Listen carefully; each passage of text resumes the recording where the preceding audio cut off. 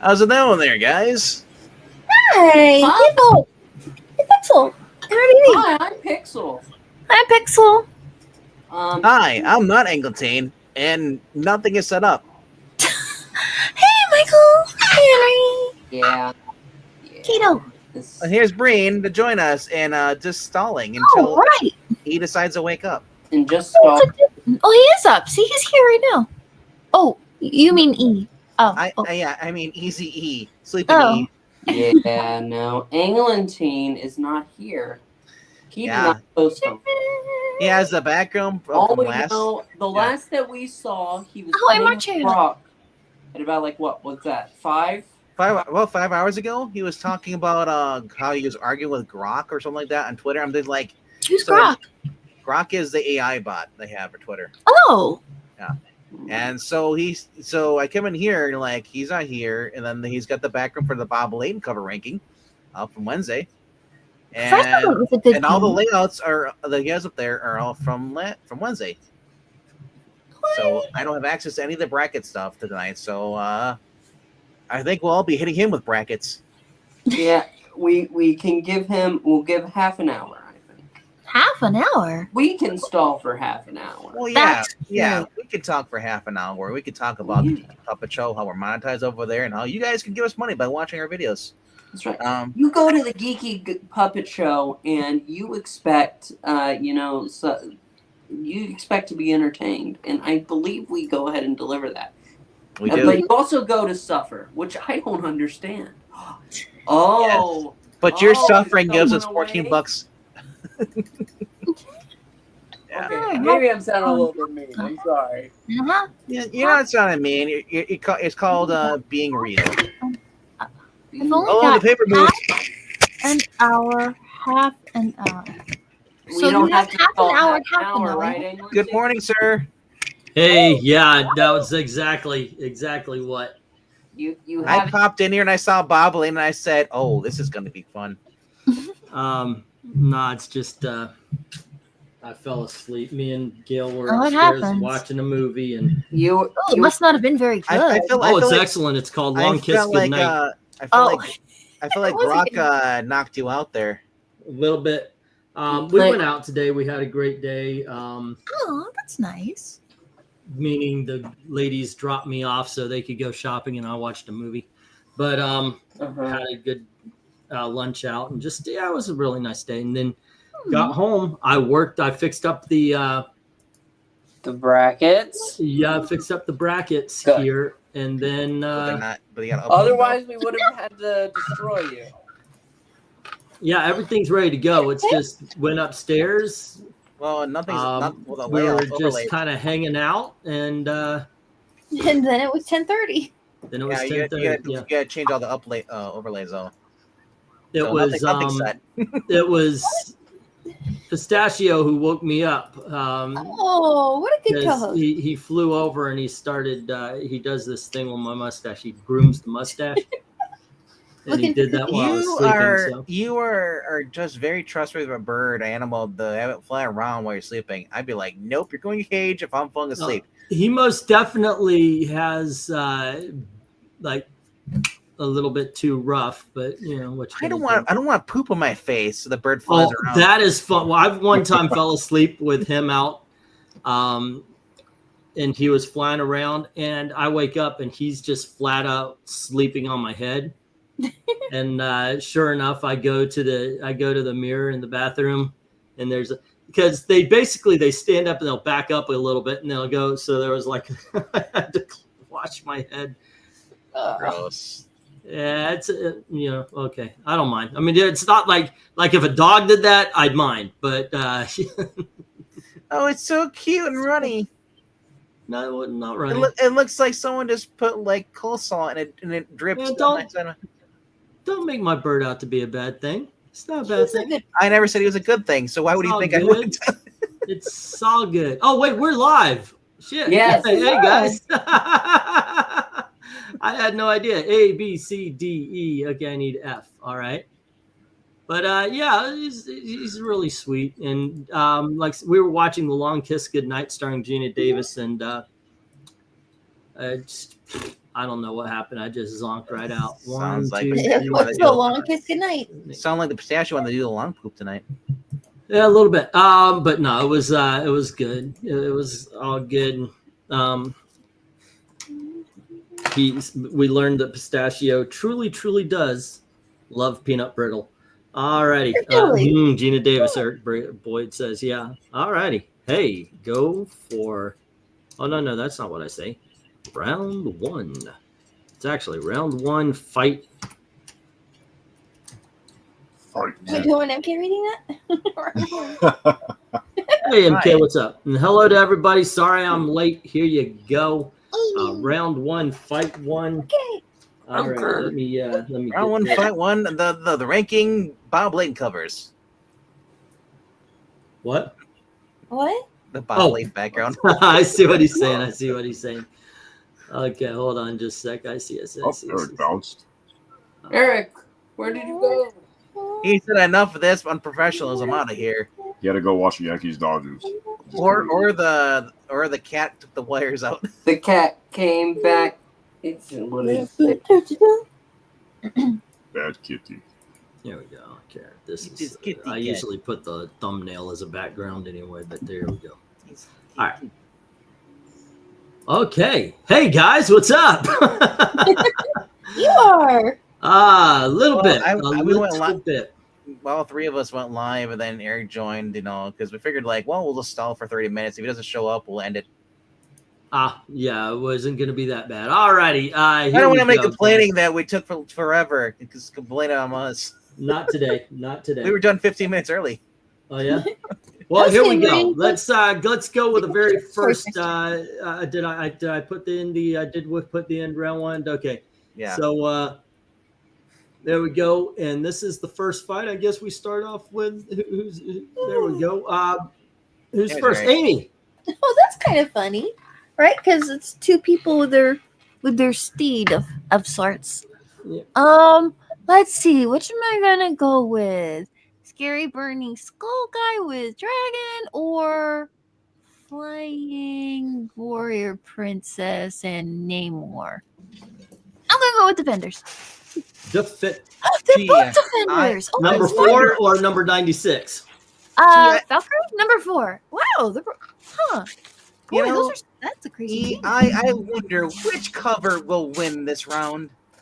Well, I did do things a little differently this time. Usually I do the first fight versus the 16th fight.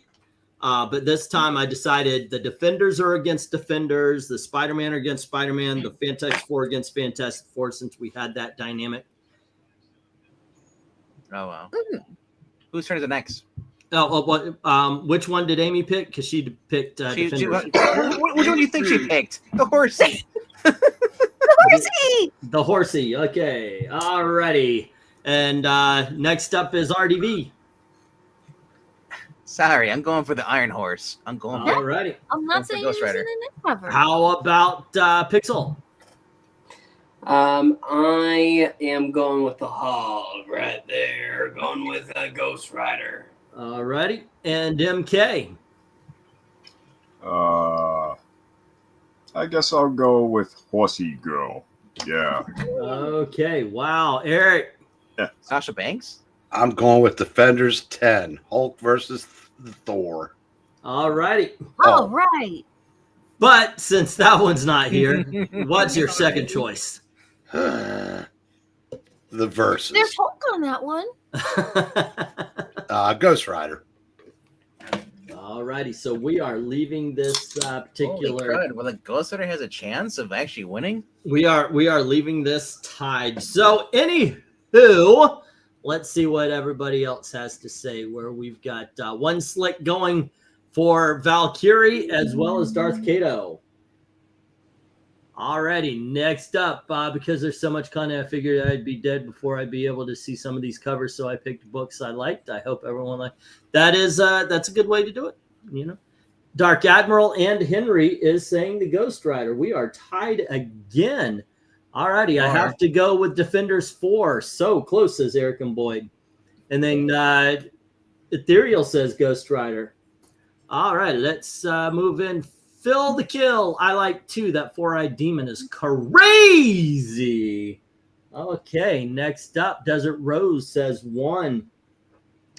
I'm going to the Horsey 2, says Desert Rose. Let's see. It's been a while, folks. I choose Ghost Rider Defenders, says Matt Fisher. And then Ed Crazy Eyes comes in. I shit you not, with 4. And then Henry says Defenders 10 was the best. It's like the chat had the first and second overall picks in the draft, then picked 2 punters back to back. Yeah. I don't know. If you know, you know.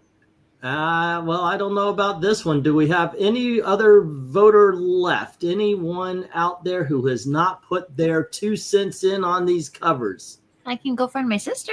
You could go find your sister, and that would be awesome, because right now we are sitting 8-8. We actually have a tie. And you know what's going to happen, right? She's going to tell her sister, go for the one on the left. Well, it's pretty obvious that all the girls voted for the Defenders with Valkyrie. Okay. Yes, it literally will be all the girls. Do you want to just call it a tie then? Well, Michael Taylor is saying I might have missed his. Should I ask? Hold on. It's extremely tough. I guess 94, both great. Ghost Rider wins. I'm calling it. We'll get the stop. All right. Not my choice. There you go. Michael Taylor did vote. I missed his. There you go. All righty. All right. Here you are. And we have a clear winner on that one. It is the Ghost Rider. Yeah, I guarantee you Melissa would have went for the horse. Oh, I'm pretty sure, but at least it would have been clear. One F. No, it would have been a tie. Well, that's true, because I would have had to have read Michael Taylor's. You're right. And then you would have had to ask your daughter, and she would have said, "Horse. I love horses. I'm a girl." Automatically. No, my daughters would not be like that, especially Elizabeth. Would Melissa have voted for something that looks like a pretty Pegasus? I don't know. All righty. Round the 1. actual Raven, yes. Round 1, fight 2. Let's we'll let RDV start us off here. The Avengers.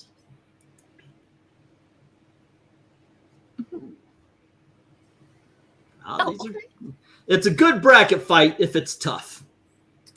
I'm going left. Something just weigh my choice down. That would be the 186. All right, A. And how about you, Pixel? No, it's the one to the right, clearly. The one to the right is clearly the better one. How about MK? What does he say?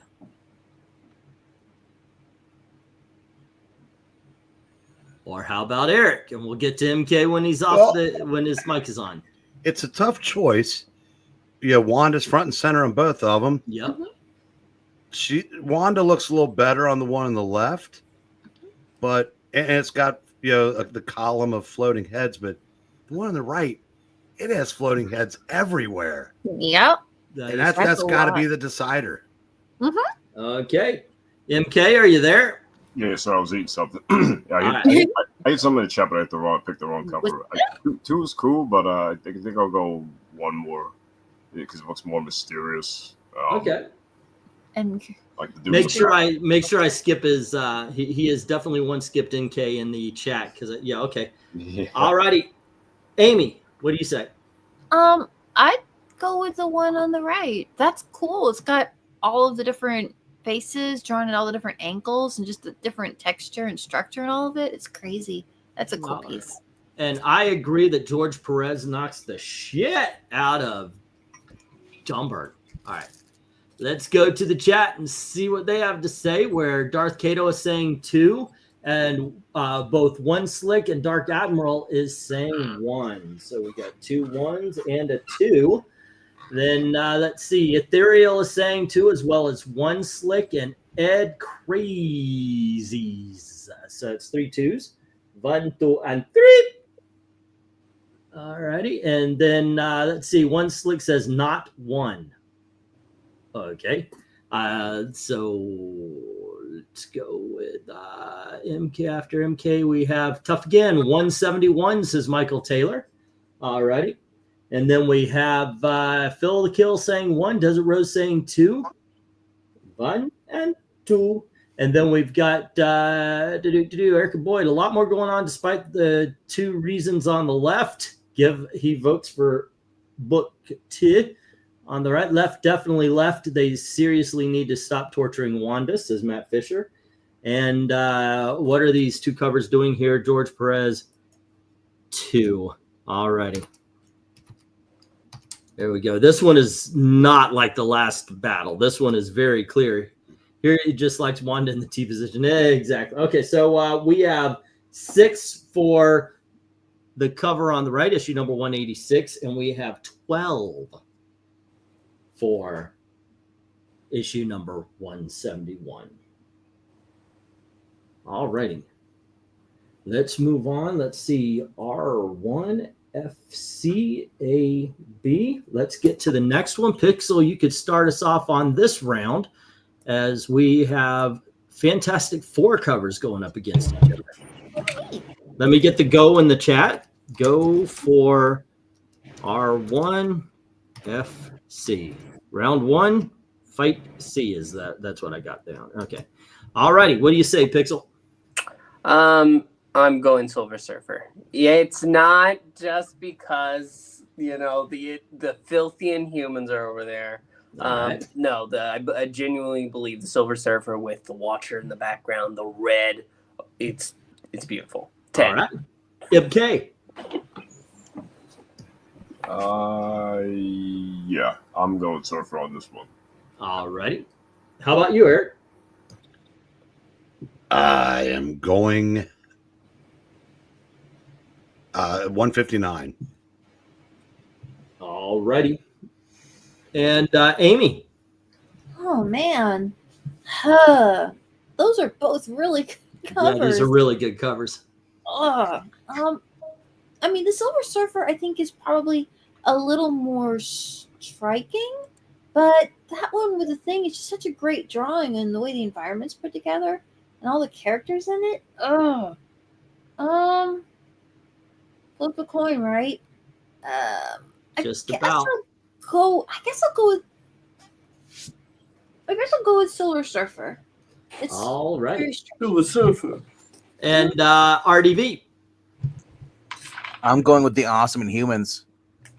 Okay, I have a feeling that these are the only 3 votes that cover's going to get, but let's go see what everybody else says. One Slick Dude, Darth Kato, Ed Crazies, Eric and Boyd, Desert Rose all say 1.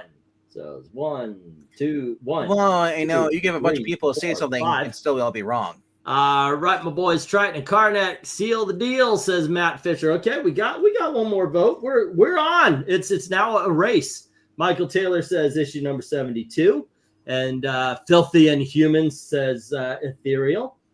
All righty, we're going to need the mercy rule just about. It's hard to vote against the ever-loving blue-eyed thing, so Dark Admiral says 2. All righty. And we have, I knew Eric was going to go 159. It's very tough for me. I picked these damn covers, but I got to go Silver Surfer is the best. All righty. It was actually closer than what damn ads are. Sorry about that, guys, but Daddy's got to pay the bills.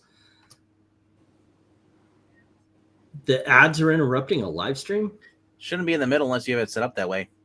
Now, if you leave the video and come back to it, refresh. Hold on. Let me demonetize this. I'll monetize it when we get back on. I don't want to have this in the way. No, actually, I set this up now because if you ever look at your old live streams, they put a commercial every minute, maybe half a minute, every 30 seconds. Yeah. So you have a chance to control that now. Yeah.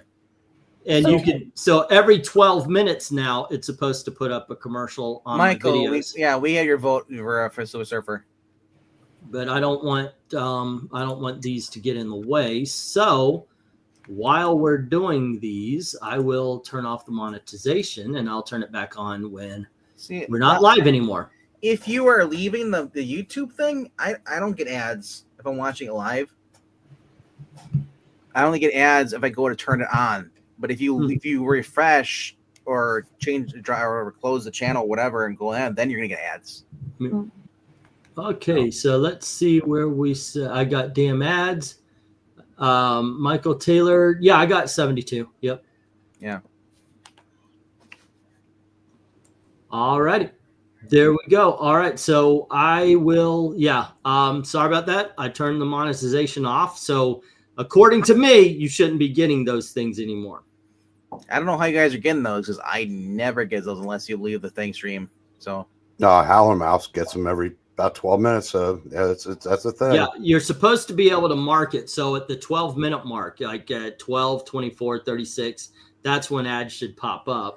Ours gives us the option if you want to put it in the middle of the stream, you can. Otherwise, you can just have. Yeah, it's a new thing. It's a new thing now that you can do that. Unless you manage to schedule a commercial break, I don't see putting ads. No, YouTube wants their money, and they will. Yeah, they will nail you if you're. Silver Surfer won. All righty, because you all voted for the wrong book. Yeah, the Silver Surfer issue, it was 10-6. All righty. Let's get this. Let's see. Round one. Is everybody in? Is there everybody in? The show is about to begin. All righty. I was never out. I know you're still in. Anybody want to pick that one up? Anybody? I mean, it's pretty obvious. Anybody want to take a shot? Okay. Even Dalton saw that coming. I know. MK, you get to lead us off on this one. Are you there? Here we go. You have the X-Men. Oh. Now, remember the X-Men 275 is kind of compressed. That's why you got that lengthy thing, because it's actually what you call it. There's a name for it I can't think of when it's on the back cover and the front cover. Yeah, wrap around. Yeah, trifold. All right. MK, which one do you choose? 275 or 133? Oh, I thought they're all one cover. No, right? At first. Yeah, I'll go. I'm gonna go the one on the left. Yeah, the one with Wolverine, where he's got one fist clenched and the other just with his claws out. All righty. You go with book 275. Yeah. Eric. 133. All righty. Sorry, Amy. Oh, 133. Woohoo. RDV. 133, bub. Pixel. No. I'll wrap around, I wrap around. All righty. We're leaving with 2 to 4 because I picked the good cover. All right, let's go see what the chat says. Let's all go to the lobby and get ourselves a treat. Let's see. Darth Kato says 1. Henry says Wolverine alone. Ethereal Dragon says, wait, y'all are voting for the 275? Seriously? Yeah, I saw. 1, 1, 1, 1. And then Henry votes 2. Okay, so we have 4 ones. Yeah. 1, 2, 3, 4, and then a 2. And then Dark Admiral says 2, and Michael Taylor says 133. Next up, we have Ed Crazy saying 133. Alrighty. Crazy. Next up, we have Matt Dark Desert Rose giving a thumbs up to Dark Admiral. I hate that the X-Men on the left have the matching pajamas. Right. On one hand, 133 is 133, but I have to give it to 275. I love those costumes, and it has Psylocke and Gambit, says Matt Fisher. All righty. And then we have Phil the Kill saying 133. It has more action. If you're a Gambit fan, and Ahoy Desert Rose, I seen someone say hello to you, but I didn't see your name. Real Gambit fans do not recognize that ugly costume he's got in there. They can recognize the costume and just wish he had a trench coat over it. All righty, it was 7-9. This was closer than what I thought it was going to be. But cooler and smarter heads prevailed. Issue number 133 moves through. All right. Thanks, bub. Okay, yeah, I feel like I got skin in this game. But I like the original costume. Banshee had an awesome costume, all that stuff, and they just basically gave everybody Forge's costume. Uh-huh. Yeah. Literally, that is Forge's costume. The one he's wearing there, he doesn't wear none of the colors. Everybody else picks the same thing. All righty, this time around it is Eric. Eric is leading us off. Round 1, fight E is what I'm calling it. It doesn't sound better as good as round 1, fight, but it's all round 1. There's just different battles.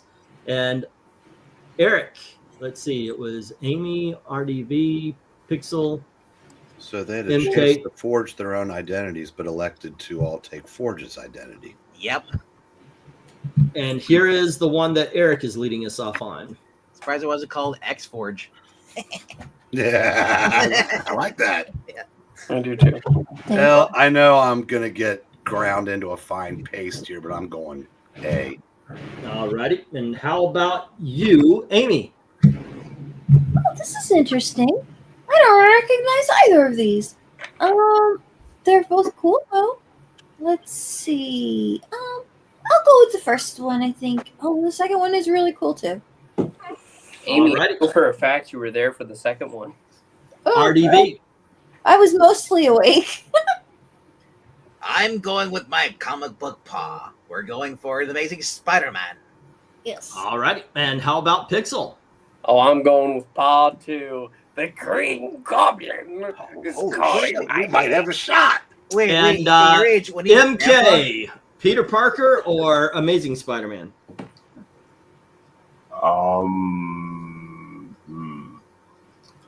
Yeah, I think I'm gonna go the one with the New York City in the background. New York City! So the one on the left, right? Yeah. No, both of them have New York City in the background. So you meant the one on the left. Yeah, I'm gonna go the one where Spider-Man's standing on the net thing. The We're web. going for book A. Yeah. Cool. I couldn't think of what it was called. Then, ladies and gentlemen, Eric was worried, but we are leaving the panel at least unanimous because I pick annual as well. All righty, let's go see what the chat is saying. Gosh darn it, I got to remember to put the well, no, I can't put the words up because it blocks what we're doing here today. All right, so One Slick Dude and Darth Kato both say 2, so that book is now on the board. Ethereal, Desert Rose, and Phil the Kill pick the Amazing Spider-Man annual. Next up, we have Ed Crazy saying 2, the negative space. All right. And then Dark Admiral. Oh, wow, this is hard, but number 1. Next up, we have 2 had a bigger impact on me despite the classic number 1, says Eric and Boyd. All righty. And then we have Matt Fisher saying number 1. And Michael Taylor is saying King Size Annual. Should have voted for this cover the first time, says Michael Taylor. All righty. And Henry says Green Goblin. It's the best. So we, by the way, I'm calling it Mercy Law because it's 13-4. I really thought I had a better shot in the other direction. In all honesty, I'm going to read everybody's comment. There's no mercy law tonight. I want to make sure everybody's got their 2 cents in. All righty, so here we go. Oh, I don't have to change it on I was going to change it on the brackets, but no, I put it right here. And this is annual 9. And then we've got 1, 2, and I've got round 1, fight F. All righty, I get to lead us off on 1. That is fun. Fun times, kids. All righty, and round 1, fight F. We're done with the doubles. It is now Giant Superhero Team Up versus the Marvel Fanfare number 47 wraparound cover. And I got to say, as much as I like the Giants, I've got to go with the wraparound. I'm going with A. How about you, Amy? I think I'll go with the wraparound too. Okay. Hello to Melissa. Is that her voice I heard in the background? Or am I hearing things? So I noticed you went first this time, but then you skipped Eric and went straight to Amy. Oh, sorry. On my thing, I've got Amy, RDV, Pixel, MK, and Eric in that order. Yeah, I know, but you've been skipping and doing that and going Eric and then going Amy and then me. Yeah, because the way I do it is Amy, RDV, Pixel, MK, Eric, Amy, RDV, Pixel. But you went from yourself to Amy, as I'm pointing out. Yes, because she's first. But you went first. I went first, but as far as the Pixel, the pictures are concerned, she is next. All right, whatever. Where is You it? can ask Eric and then come back to me if it. No, I Amy. thought Eric go ahead. let off the last one, but I could be wrong. I did. Yeah. Oh, So that means I go.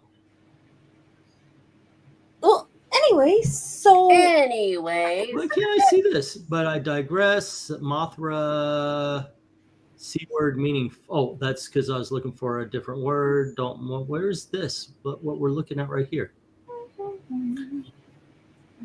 I don't know. I'm lost now. Hi. I lost now. I'm Pixel. Okay. You're not Yeah. Pixel. I am. Anywho, let's see. Amy got her. So RDV, what do you think?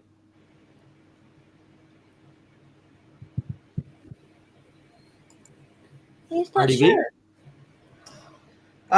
Did Amy do her Chozo? Yeah. Yes, you did. Yay! She's in the It's your wraparound turn too. now. Well, there's a wraparound cover? Oh, I didn't realize that. Yeah, I know, right? It The looks one like there's with 3 covers. The one I was with wondering where the Nick verses Fury went to. Wraparound. All right. Obviously, I go for the superhero team up. Okay. Alrighty. And next up, Pixel. Who? You. Oh, no, I am a giant superhero team up fan as well. Alrighty. MK, Hi, what giant do you superhero say? team up fan. Superhero team. Yeah. Well, Yeah. there's only 2 covers there, Ken K, but yeah, you pick whichever one you think is the best. Yeah, I'm gonna go with the giant superhero team up. Alrighty. Eric, what do you say? Are you serious? Okay. We're leaving here 4-2 with the giant superhero team up in the lead. Going to the chat. One Slick Dude says 1. Alrighty. And then we have an A from Ethereal Dragon. Next up, can we get a go? Did I not put up a go? I thought I put up a... Nope, I just had Oh, stop. yeah. Sorry. Let's see. Darth Kato said 2. Dark Admiral says 1, as well as Eric and Boyd. Alrighty, 2, 1, and 1. 2, 1, and 1. Let's see. Giant superhero team up from Michael Taylor. And we have Desert Rose and Ed Crazies with 1, 1. And then FFS, RDV, stop button in on Amy's channel. Ha! You. Okay, so let's see. I tried to pick cool covers. So Henry Month is a tough gig. It's a bugger, but number 1 is the best. It's Gil Kane. And then we have to the left says Matt. Alrighty. If I were doing the Mercy Law, I would have already brought it in. Hi, how's this work? Yeah, just pick the best of me. Reminder, let me know when you receive. I will do that. Actually, I didn't check the mail today. So Ken, Master, and Jackson all pick 1, 1, 2, 3. This is a beatdown. It is 16-3, ladies and gentlemen. All righty. Oh, That also, is- I got my books in today. Yeah. Everything cool? I didn't open them up yet, so Oh, okay. Well, I got a package too. Thank you. you're welcome. Not you. Yeah, Shut I'm up. sending. Oh my gosh! You know what I did? Clint's books have been sitting under a jacket in the backseat of my car. Clint, if you're listening in, your books are on their way. Tell him you love him. I love you, Clint. Clint, I love you. But I was. We didn't it. We don't use all the seats in the car very often, but today we did. And Ashley was like, "What the hell?" And she goes, "Were you supposed to put that?" Yes, I was. I feel so stupid. Yeah. So let's see. Clint Maranya. Goodness gracious. Cool guy comes here so often with a flash thing. We all make jokes about him being a racist. His name's Zach. Don't tell me. Don't tell me. Your boy Zach. Zane. Bill. It's Billy Zane. Zach. It's Zach. Okay, Zach. Yeah, your boy Zach. There you go. Your boy Zach. Thank you. My boy Zach. Man, I fucking hate Over this. it. All right. Yeah. Let's see. We've got round 1, fight G. Okay, and A and B here. And back to Amy. Oh. All righty. Let me get the go for R1. FG. Frug. Surprise Marvel fanfare. Yep. All right, let's get this going. And Amy, here you go. We've got Marvel 2-in-1 versus Iron Man. Huh. Okay. Yeah, these are all prior winners of the last season. Season 12. Yeah, those are both pretty epic, though. I think I'll go with Moondragon. All righty, we've got a bid for A. Got George Perez over Bob Layton. RDV. Hulk, Iron Man. Okay, how about you, Pixel? Hulk and Iron Man. All righty, and MK. Yeah, I'll go with the Hulk Iron Man. Eric. Well, I'd like to go Hulk Iron Man, but it doesn't have the display wall of Radio Shack in its background. I know, right? Dragon. All righty, you know what? Oh my gosh, it's George Perez versus Bob Layton. That Iron Man Hulk is very, very good. It is. But George Perez, I mean, you got to. George Perez. It's a poster versus a comic book cover, in my opinion. So I'm going George Perez. We are tied up, leaving this. Wow. Leaving the panel. Do I need to text Maranya to say Bob Lynn? Yeah, if she wants to vote for this one, yeah. Let's see. Darth Kato, One Slick, Jackson. Let's see. Did I get that right? Yes. Darth Kato, One Slick, and Jackson all say 1. Dark Admiral says 2, but Kincaid also says 1. So we have 4, 1, 2, 3, 4, and then 1 for the column 2. And let's go to Matt Fisher, who says, well, 2 is completely impossible. O left. All righty. I think that's 2. All right. Ed Crazy is saying 2 also. And then I'd go with Moondragon 2 if she'd keep her opinions to herself, says Jackson. You're not her type.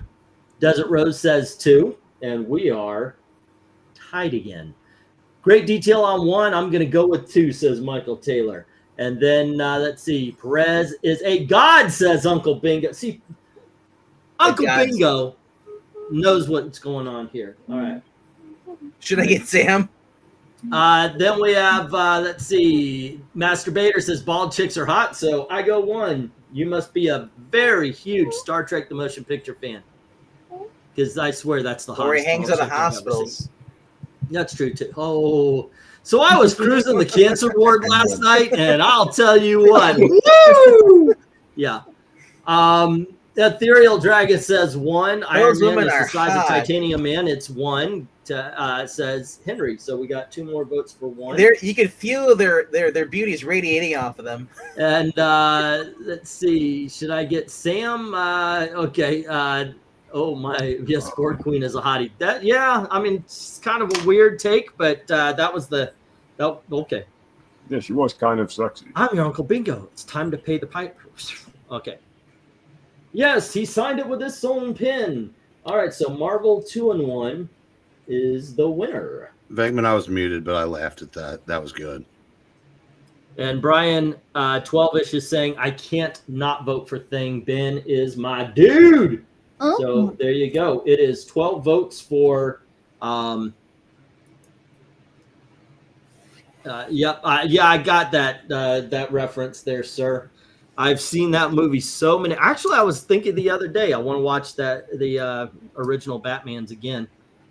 I watched for me Batman Returns is on my Christmas rotation. I watch that every Christmas, and I figure, let's watch the others also. Alrighty, let's move to round 1, Fight H.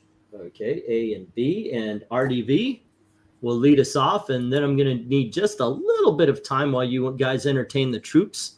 RDV, you have Swamp Thing versus Conan. Guys, let me get the go for in the chat. Go for round 1, Fight H. Alrighty, and what do you think there, RDV? Which one deserves to move forward?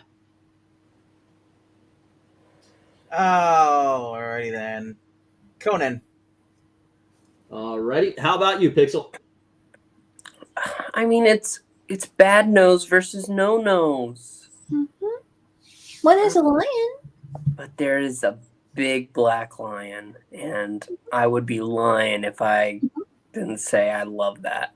So I'll go Conan as well. Alrighty, Eric. Oh, MK. I shall go Swampy. Eric. Swampy. I will go with Swampy as well. Okay, and Amy. I'm gonna vote for the kitty cat. Alrighty, so we leave this chat tied with 3 of us picking the right cover. All right, let's see how everybody else says. Matt Fisher says Swamp Thing. Kincaid, this is a rough one. It's a rough one here. All right, Conan from Desert Rose. So the chicks are going for the shirtless guy. Jack Nicholson is the second best Joker, says Michael Taylor. Swampy from Brian Twelvish. And then we have I vote for Leighton if it still counts. All right, I'll put that there, and it is now 12-9. Hello to Maranya. How are you? Ed Crazies and One Slick both vote for Swamp Thing.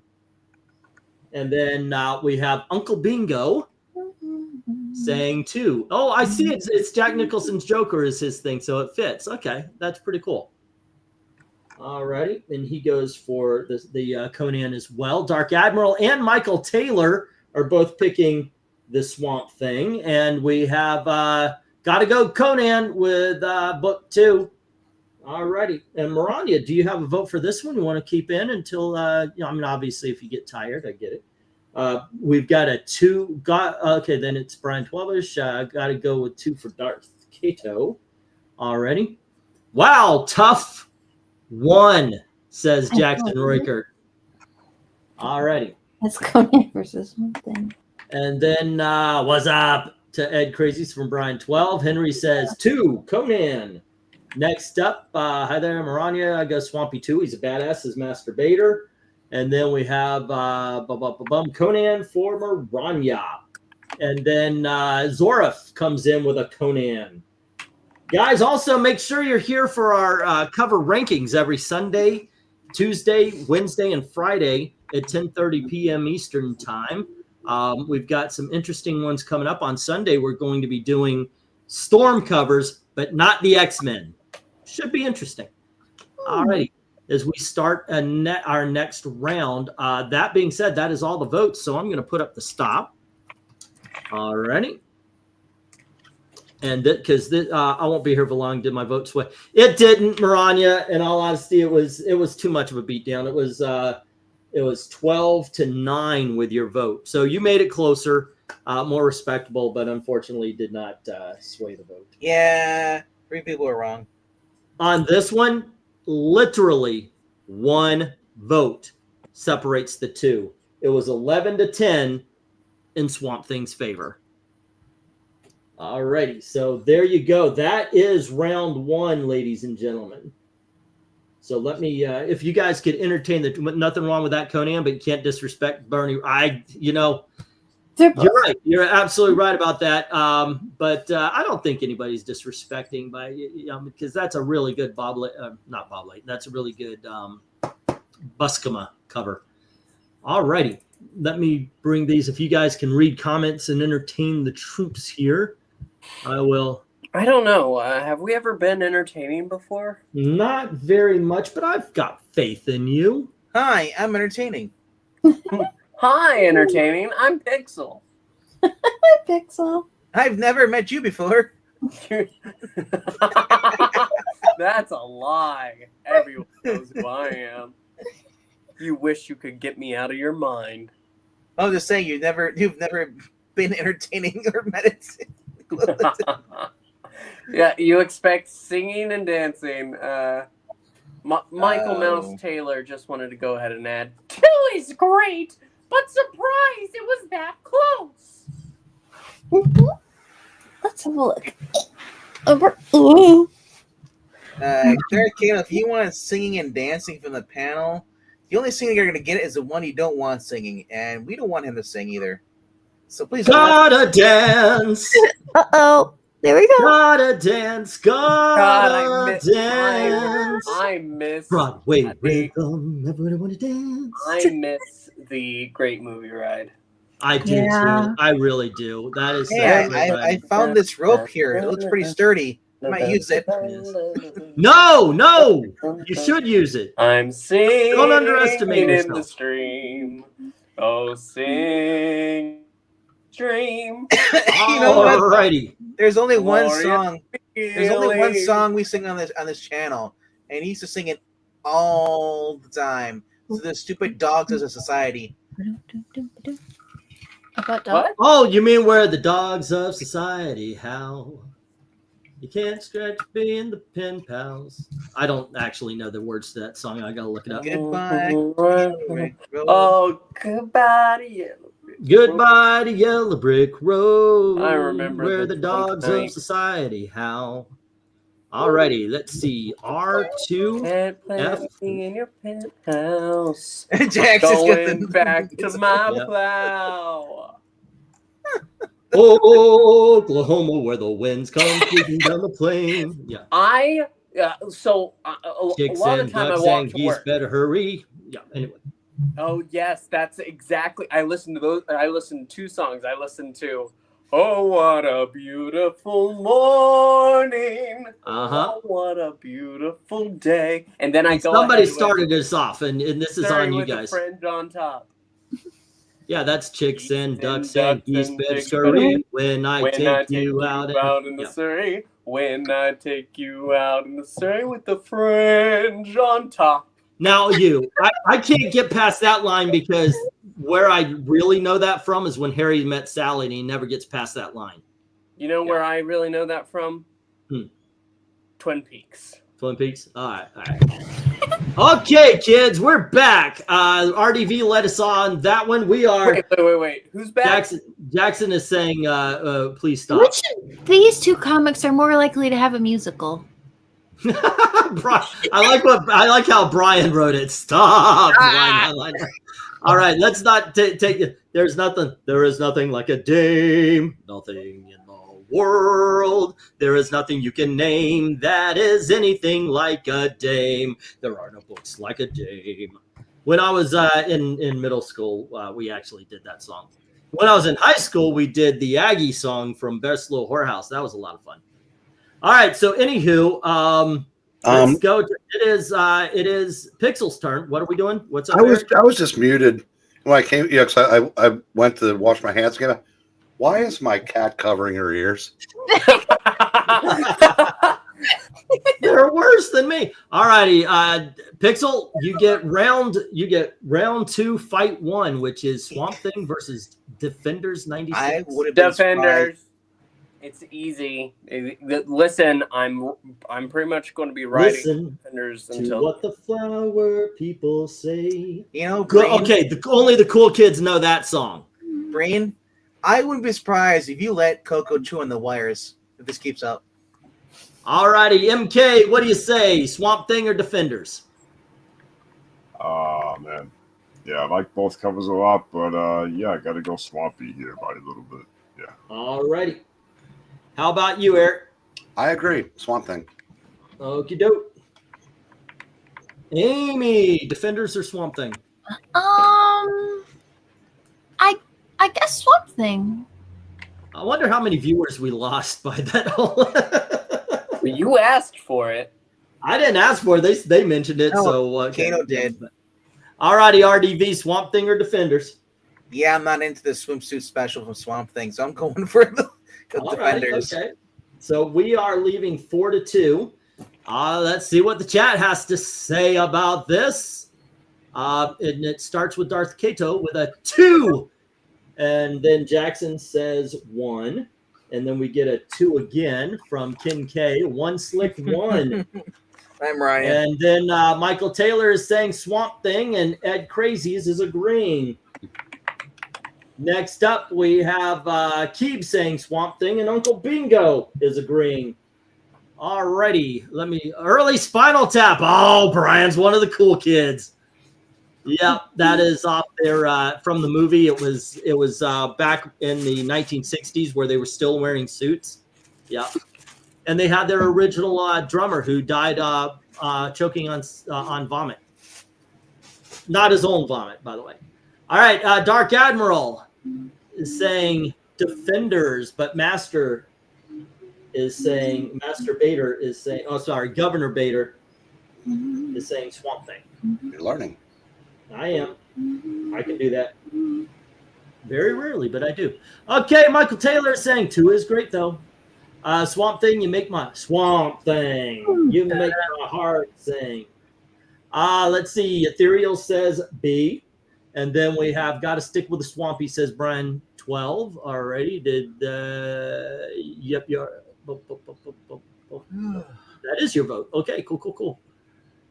Let's see. Maranya, good night, studio audience. In a pinch, cotton balls or Kleenex will work as a makeshift earplugs. All right. Yes. I might take that as an insult there. Henry says 1. Swamp Thing is best, and Matt Fisher is agreeing. Alrighty. See ya. Night Maranya. Night Maranya. Good night, Maranya. Watch the Ruddles. Good night, Maranya. Good night, Maranya. All right, let's get the stop. I didn't realize that Swamp Thing was such an old book. Yeah, it's in the 70s. Man, if he keeps singing, I'm gonna let a raccoon in the chewing the wires of my Peter. Right. Oh, and Maranya says Swamp Thing. So it ended up being 16-6. All righty. Cool. Unbelievable. I just can't believe it. He's very believable. You'll just not believe Guess it. the ride's over, Pixel. It is over. The fact that Swamp Thing beat Conan is ridiculous as well. What do you mean? Conan was better. It was better. But Swamp Thing is a good. Swamp Thing is a particularly good cover, though. Yeah, there's not a bad cover here.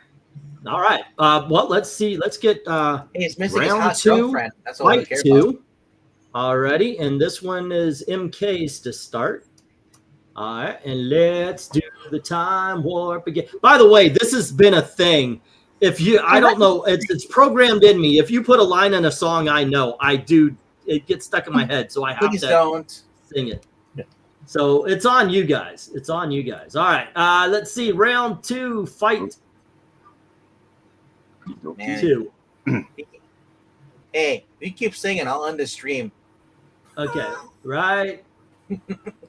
Here you go. Oh. That is MK's to start us off on. Oh, no. You know what they're going for, right? I like bald women. Let's see here. Yeah, I guess I'll go the second cover. And yeah, and then good taste. So what do you think? You 2 or the Cure? All right, but I don't know, but we'll either put a go in there. I did put a go. Yeah, go through. Yeah, right here. Yeah. All righty. Let's see. Eric, what do you say? About what? Which is George Perez versus George Perez. I'll take Perez. All righty. The Avengers. Okay. And how about you, Amy? Avengers versus Marvel 2-in-1. I think I'll go with Moondragon again. They're both great. And they're both Perez, obviously. They're yeah, great. I know, right? RDV, what says ya? I'm going with Avengers. All righty. And how about you, Pixel? Avengers. All right. Assemble. And we have 1 for Moon Knight, or 1 for Moondragon, and 1 for Avengers 171. Let's see what the chat says. Keep singing, everyone's going to come after me, says Darth Kato. Brian 12ish says 1. Matt Fisher agrees with him. All righty. And then we have Ken K saying another rough one. Yes, it is. But One62 says 2, and Ken K votes 1. All right. Next up is Perez versus Perez, says Jackson Rakert, voting for the Avengers. Brian 12ish is, he left the cool building and went to the Cure. I'm not saying U2 is better. I'm just saying they're equally not good, but I would probably go with U2. They're both great. You guys are weird. Avengers from Desert Rose, as well as Michael Taylor. Alrighty. Darth Kato says 2, and so does Ed Crazies. So that's 1, 2. Next up, Uncle Bingo cannot say no to Ben Grimm. And he says, Grimm for the win. And Dark Admiral says 1 and The Cure. Alrighty. I'd listen to The Cure if it meant I didn't have to listen to Bono talk. Perez for the win, says Desert Rose, and I agree with you. Are you going to pick which Perez? Because it's Marvel 2-1 versus both of them are him. Did she vote? Oh, she already voted. There you go. Okay, let's see. Masturbator says U2 and the second cover. Did I already get that? And Michael has 1. He voted for first one. Alrighty, let's see. Things always getting a beat down, says Ed. And Bingo is voting The Cure. U2. 2 is the best, says Henry. The Avengers. Next up, we have, let's see, King K. Number 2 is just too busy, hard to focus on anything. And then we have a B from Ethereal. And that era of Avengers title text almost ruins all those covers for me. I really never liked it. Both covers have great detail. E, I voted for 1. Okay. And I like The Cure. You like Ethel Merman, Different Strokes. I like Ethel Merman. I don't like The Cure. But yeah, you can't really pin The down Cure is what I better like. than Sticks, buddy. You need to go yourself. All right. No, that is absolutely not true. What did you say, Venkman? I said The Cure is better than Sticks. Yeah. What was controversial about that? Not even a little bit. You're right. Not even a little bit controversial. Not even a little bit. Yeah. Cure is so horrible. It was so bad. So bad. Never liked The Cure, guys. Never. Near these covers should be here. Of course. You're big pharma. You like prolonging the disease. Yeah, there you go. Yeah, I'm anti forced vax. Yeah, there was no Cure in The Cure music. Well, we have 7 to 14, and it is in Avengers' favor. Alrighty, there we go. I mean, hey, if you like it, obviously, more power to you. Just I never was into that, and part of it was my cousin was so much. And this is Fight 3, A, B. Let me put this up here. You'll never get well if you don't like The Cure. Yeah. 1, Fight 3. Alrighty. But yeah, my mixtapes tend to have all sorts of on them. So yeah, and it is, by the way, from like Iron Maiden and Disturbed all the way to like the show tunes and everything. I listen to a lot of everything. Alrighty, let's see, F3, that was MK leading us off on that one, and this is Eric. Eric, you have Fantastic Four versus Giant Superhero Team Up. Giant Superhero Team Up. Alrighty. And how about you, Amy? God, this is tough.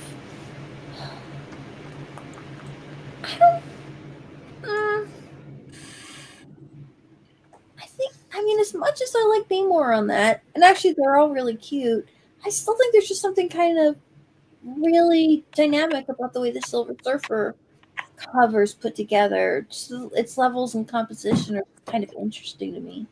So I think I'll go with the Silver Surfer, but they're both great. Even the Silver Surfer's trying to get off of that cover. Right. And all of those heroes are angry that they're on it, so they're beating each other up. RDV, what says you? It says that The Cure is better than Sticks. Oh, about this though, Giant Superhero is the better one. Alrighty. And Pixel? Silver Surfer. Okay. MK. You're just impartial because you got the Watcher on there. I love the watch. So do I. I guess God. I'll go Fantastic Four here. Alrighty, so we're leaving the panel 4-2. Let's go see what the chat says. Nice one, Desert Rose. Haha. I'm more familiar with U2 than The Cure. Yeah, it's actually part of it. The other is I couldn't stand to listen to it for another day. You know what? Another band that everybody loves that I don't, especially from the shoegazer years, 9 Inch Nails. I don't get it. The man whispers, gets a little bit loud, whispers. That's every damn song. All right, so Darth Kato has 1. Jackson says 5. I don't get that. Let's see. One Slick says 1. Fun. Well, 9 Inch Nails wouldn't be considered a shoegazer band either, but Oh, well, it was around the 90s when everybody was doing the, what do they call it? they're more like industrial. Yeah, I would say industrial rock. Okay. Like yeah, it just didn't appeal to me. My friend gave me all of their albums. I gave them a legitimate shot. I listened to every one of the albums, and it never took. It never took. The only song that really grabbed me was Hurt, and then Johnny Cash comes along and does it better. So No, I agree with that. I've never got the appeal. yeah. Let's see. We have That Sounds Like a Genuinely Repulsive mixtape, but everyone has different. You know, I wouldn't argue with that because just because there are it is eclectic. My mixtapes have the range. I've got like movie soundtracks on it. I'll have like Iron Maiden right next to Barney from How I Met Your Mother saying "Nothing Fits Me Like a Suit." You know, it'll have everything on it. Matt Fisher says 2, and so does Jackson. I'm surprised you didn't just say Doogie Howser because, like, but now you have to say Barney because nobody knows Doogie is. What? I feel like with today's kids, they have no idea who Doogie Howser is. But if you mention How I Met Your Mother, they know who Barney is. Yeah. But it was from How I Met Your Mother. Okay, so Jackson says 2. Well, I got that. And Uncle Bingo says 1, and so does Michael Taylor. Ken K says 2. All righty. And Brian says 2 easy. Like Sunday morning. Desert Rose says 1. And 1, hold on. 1, 2, 3. Okay, that's 4. And Ethereal Dragon says 2. And let's see what we got going on here with the Dark Admiral saying 2. And Masturbator saying the silver guy for the win. And then we have, let's see, should say silver guy, though, says Michael. Ed says 1. All righty. And my selections coming back to haunt me. If I lose, I still win. 1 is the best. Give it to Silver Surfer. And then, 9 Inch Nails was industrial. You take that back, Trent Reznor. I agree. Can he take all that shit back? I'm new, but doesn't Jack Kirby beat all the covers every time? You would think. You would think, but not always. Desert Rose says, I love Hurt. That sounds like the Incredible Hulk ready to beat someone up. I love Hurt. Uncle Bingo should. I don't understand how this is even a competition. Yeah, you know what? People love what they love. And Gil Kane. Gil Kane is a master at this as well. I'm sorry, a governor at this as well. And has been around just as long as Kirby almost. Let's see. My only exposure to Reznor was in Quake, or was that Doom? Nothing fits me like a suit.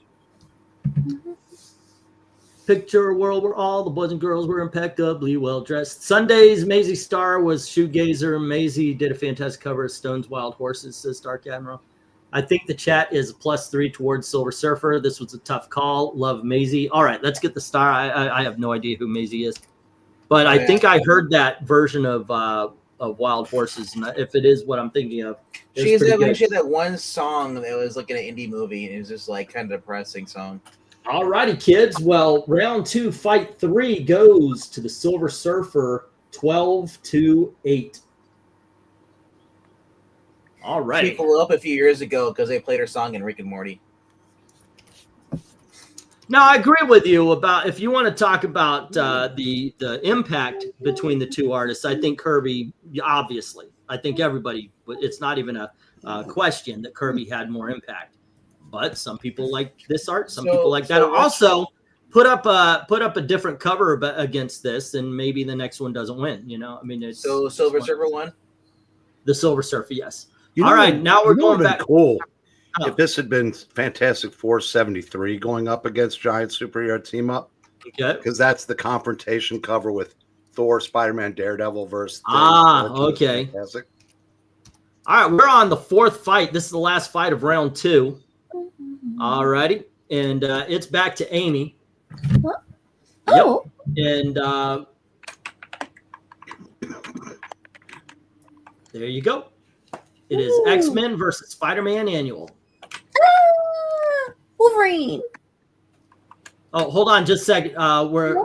We have had a request, so okay, why not? I am fine with this. Oh, I gotta pay the bill here. I gotta pay off my the SteamYard, or I lose all the benefits. Basically, being able to do what I do here. So let's see. And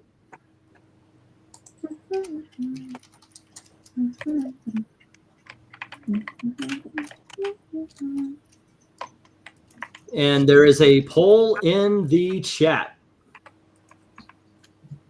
just for funsies. Okay, Amy, which one did you pick?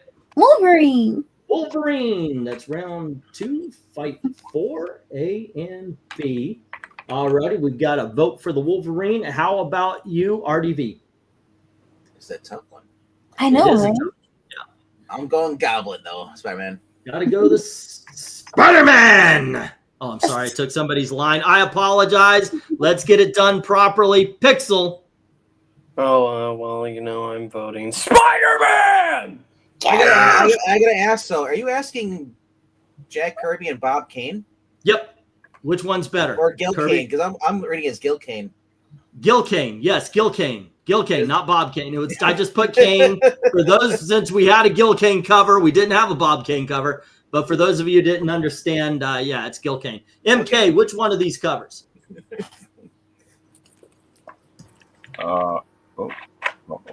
Okay, there we go. Okay. Ooh, yeah, it's a tough one. I think I'm gonna go.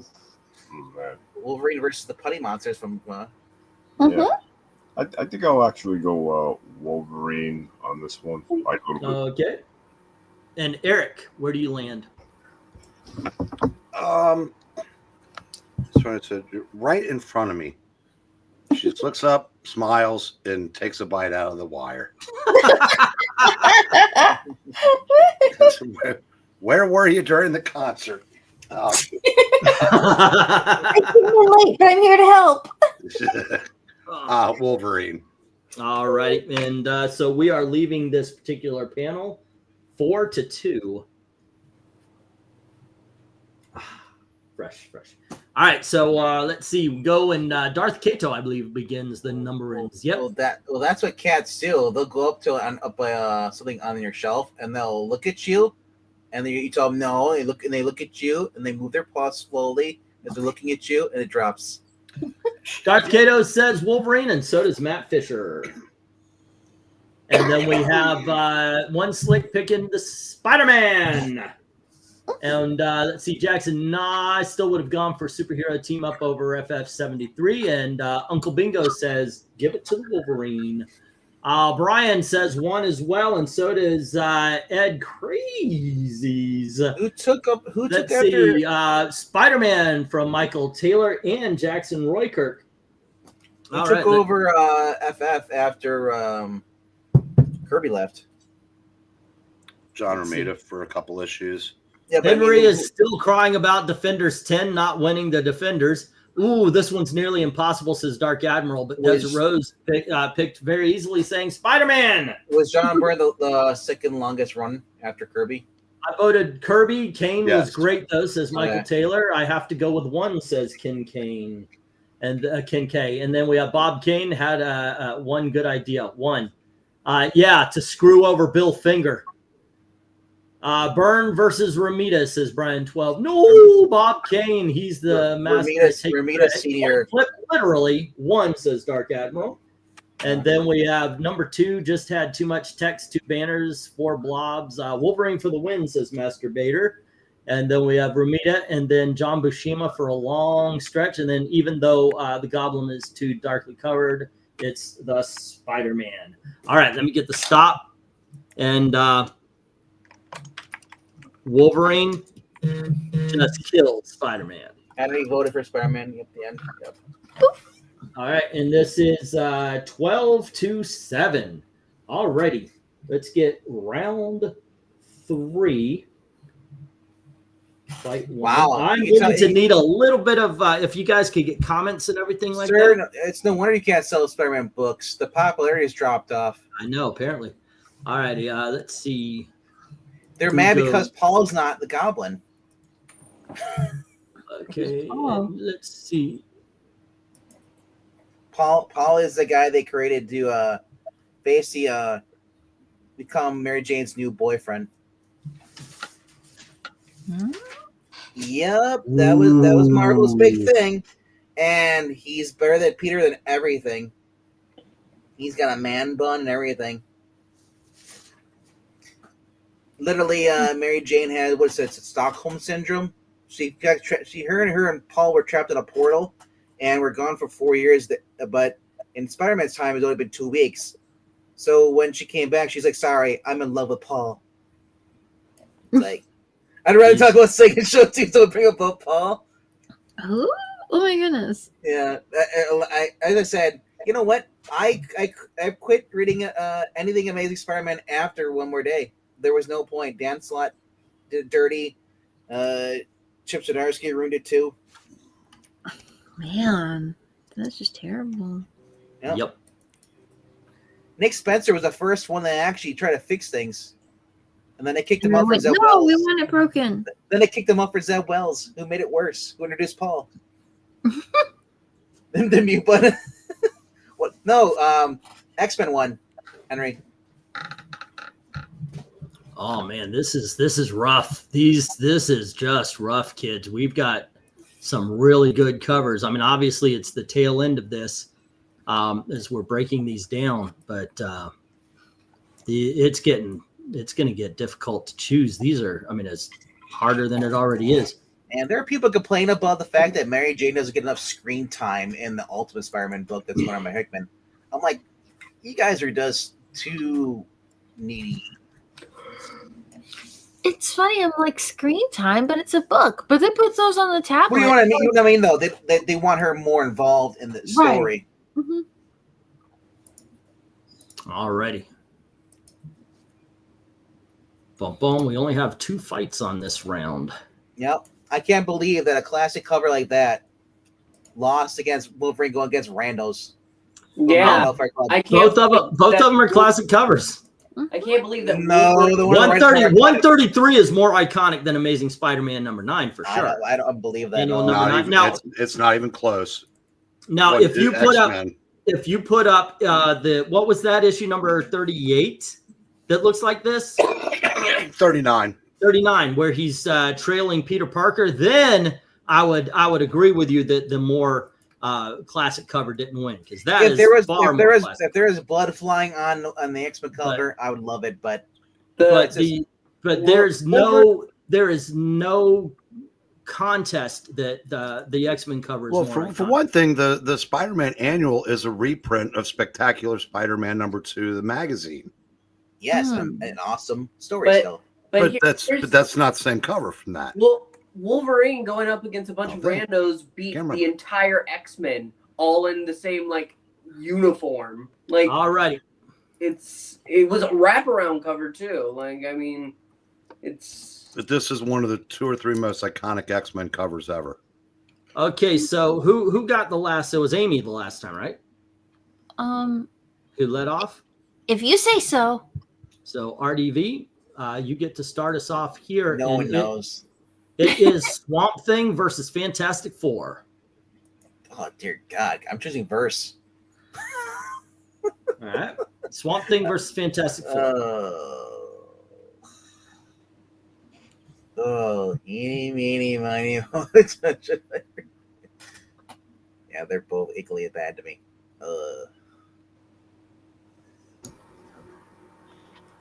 Literally, I love how you threw Swamp Thing on the left though, because he's watching Silver Surfer leave this cover ranking. Okay, how about you, Pixel? But yeah, I'm gonna go with Silver Surfer. All right, how about you, Pixel? Silver Surfer. Alrighty. Ugh. And MK. Okay, so for me, I think I'm gonna go. I think I'm gonna go Swamp Thing. Yeah. Alrighty, and how about you, Eric? It's a beat down of biblical proportions, but I feel like that fourth quarter touchdown that an AFC team scored in one of those 14 Super Bowls they lost in a row. But I'm taking Swamp Thing. All righty. And how about you, Amy? I guess I'll go with the Surfer. All righty. And I'm going with a good cover. That's Swamp Thing. All right. Let's see this biblical beat. Oh my gosh, it really is, isn't it? Yeah. Jackson says 1, and he's the only one that's with us. All right, like the 85 Patriots here. Darth Cato, Brian, One Slick, Ken K, Uncle Bina, Bingo. I'll say 2. So 1, 2, 3, 4, 5. Let's see. Sorry, Bernie. Jack takes this round. So that's yet another one. So that's 6 in a row. But Matt Fisher comes in and he says, Swamp Thing. All righty. At least we made it to 5 so far. Let's see. Then we have Coin Flip. Give it to 2, says Dark Admiral. Nah, you don't have to give it. 2 is taking it. Jackson said, boy, I'm in the minority. I love comics and chat CCR. Have you ever seen the Rain versus Monkeys? I don't know what you mean by the Rain, but I love the song I'm a Believer. Extremely tough, leaning towards Fantastic Four, says Michael Taylor, as well as Ed, Desert Rose. Really? You don't know you folks draw. Some of us very well do. Come in and hear Amy chat about art. You know, Ingleton, I want to know, have you ever seen The Rain? Swamp. Have you ever seen The Rain? Oh, okay. Yeah, I'm a Believer. Every day on Tuesdays. Fantastic Four from Wayne Smith. Alrighty. It literally says CCR. You're like, how do you know what CCR is? No, I didn't get it. I'm trying to think of I was thinking like comic book cover ranking. That's actually what I got when I looked at it. So yeah, it's the Surfer, says Henry. The Monkeys are good, but CCR is a little bit better. Not overall. I've got to stay with CCR. Is okay, there we go. All righty. Well, CCR is. I'm not saying they're bad. I like a lot of their music, as a matter of fact. But I'm just a Monkeys fan. I will get amped up for Fortunate Song over any Monkey song.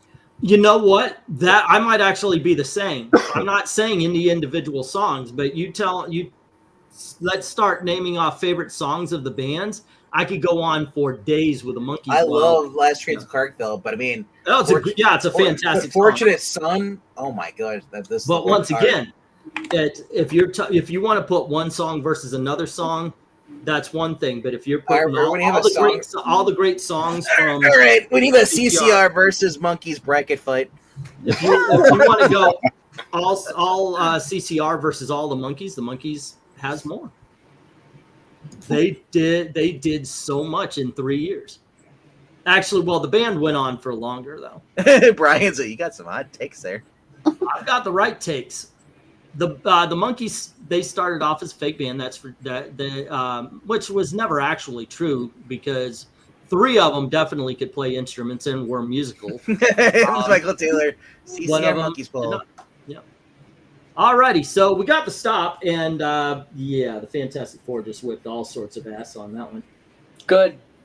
So we got R3, F2. Alrighty, and this is Pixel's turn to start us off, and you have Avengers versus X-Men. Hi, I'm Pixel. Hi, Pixel. Avengers. Alrighty. And how about you, MK? Probably. I guess I'd probably lean CCR. Oh, you're asking the cover. Yeah, I know. You know 3 songs by CCR. All right. Anyway, what do you say here? No, I gotta go. I'll go X-Men, dude. Yeah. Alrighty. How about you, Eric? X-Men. Okay. And Amy? I was just one to Wolverine. Okay, and RDB? Avengers. Alrighty. And as much as I love George Perez, I got to go the X-Men on this one. I feel like I'm like I just cheated. All right, so let's get to the chat where Jackson says 1. And Dark Admiral says 2. So does Brian 12ish. This is what my sister's comment. And then let's see, we have 1 Slick and 1 Ken K and Darth Kato, all with 1s. 1, 2, and 3. It is tied again, ladies and gentlemen. Matt Fisher comes in with 133, and Ed Craze agrees. Let's see, X-Men, says Michael Taylor. We have Avengers from Desert Rose, and Wolverine for the win from Masturbator. 2, John Burns, say his name. Let's see, then we have X-Men from Wayne Smith. We've got Traitor, says Jackson, as he pulls out his little anti-lightsaber weapon because he loves the sequels. And Ethereal says 1. Amy, is Melissa okay? Yeah, she's okay. She's just keeping an eye on Dad and keeping kind of the fort down for me to Jackson, be you would see her if you show up at the readings, the Geeky Puppet Show. That is true. She usually does have some time early. She doesn't like me very much. That's why she stays. She likes you just fine.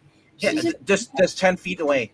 She said, she says, I met him in real life. He smells. Yeah, that What? was, yeah. She didn't say that. I can confirm that.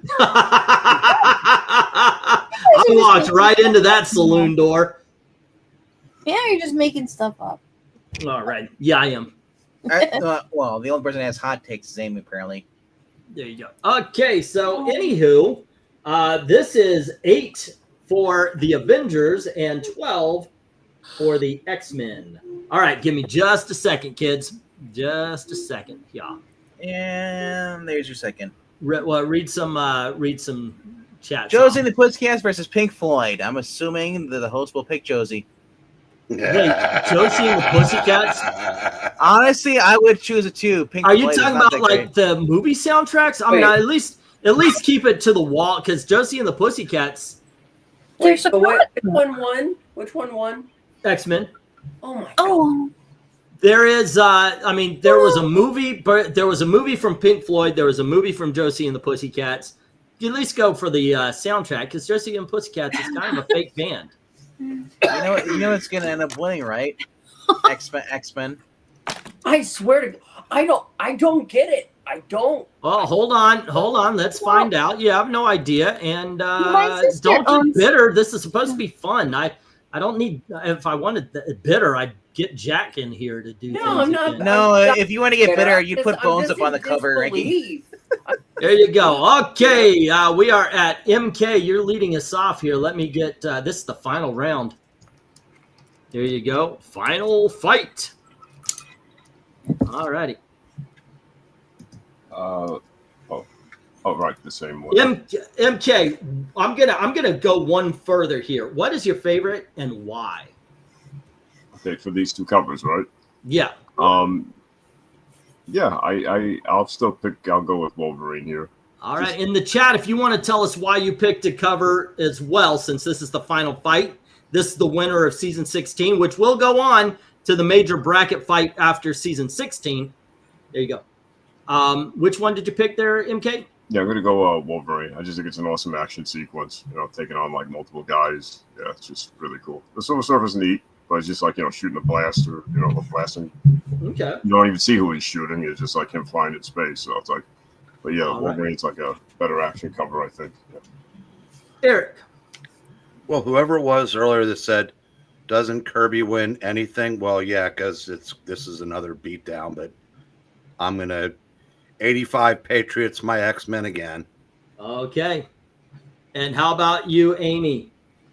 Oh, wow. I mean, I have to vote for the Wolverine comic. This is a book my sister got. We were out randomly shopping one time for a birthday, and so it's something that's just kind of always been in our house. So I just really like this one. I'm like, hey, I know this. This is my sister's book. All right. So RD it's kind of an unfair advantage. Okay. RDV. Wolverine. All right. Pixel. I'm going with Silver Surfer because it's epic. It's good, and you know what? That action sequence is good too, but it hasn't been as good as any other cover it went up against. But that's Okay. They're all good covers. There's no Inhumans on it. What? True. I didn't realize. I really wish I could understand, because against every other one that it went up against, there was just something in the other cover that was more compelling. I do not get it. All right.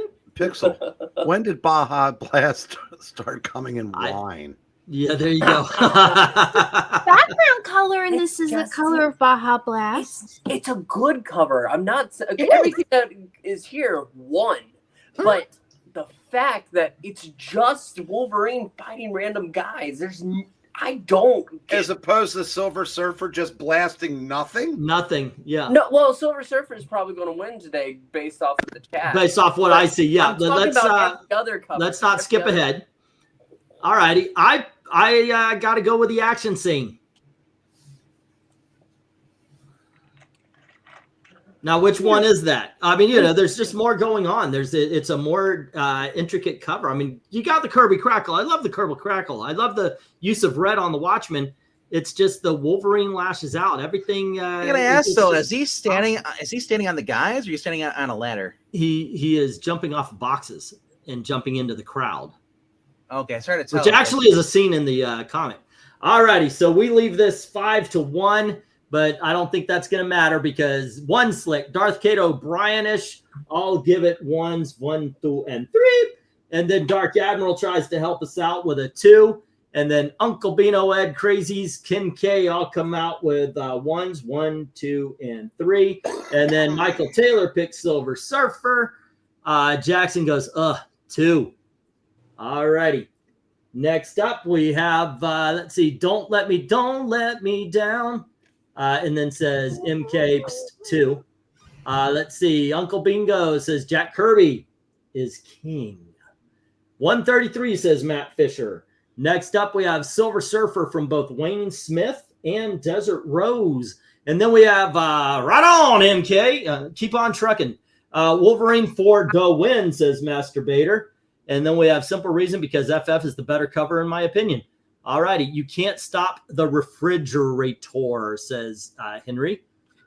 It's the Surfer. My vote won't matter. Kyle can concur to that. There you go. Right, the fact that either of these got to the final fight is beyond me, says Jackson. Hellfire Club, not randos. Picked 1 because it's beautiful with the perfect composition by the King. Dig that burn cover, but absolutely no contest for me. And Ethereal says 2. Alrighty, thanks Dark Admiral, says MK, and we have the stop. It is far closer than what I thought it was going to be. Alrighty, and in the end, it doesn't really matter. What was that song, right? In the end? Is it like a part? In the end, it doesn't matter. I think I confused that with Nothing Else Matters from Metallica. But ladies and gentlemen, boys and girls, the winner of season 12 of our cover ranking show is Silver Surfer, the Fantastic Four. Yay. Yeah. There you go, guys. You win. You Fantastic Four loving people, you. Alrighty, but there you go. I'm honestly just flabbergasted because that this far lasted that long. Okay, so what was your favorite cover, and when did it get eliminated? Oh no! I mean, my favorite one was probably that Avengers one. But the fact that it went ahead, it beat Spider-Man. It beat that first X-Men cover, which it has Wolverine front and center. I think it's better done, even with them all wearing the same costumes. It's just insane that it kept beating out. 275. No, I think Eric really pointed out when it was there why it should not have won that. I mean that's fine, but like as soon as it went up and just swept Spider-Man, and then it swept that George Perez, which is beautiful. It is the work of art. The Avengers, the one with the shards and Ultron and Wanda having that moment. It's great. It's beautiful. It was the best cover here tonight.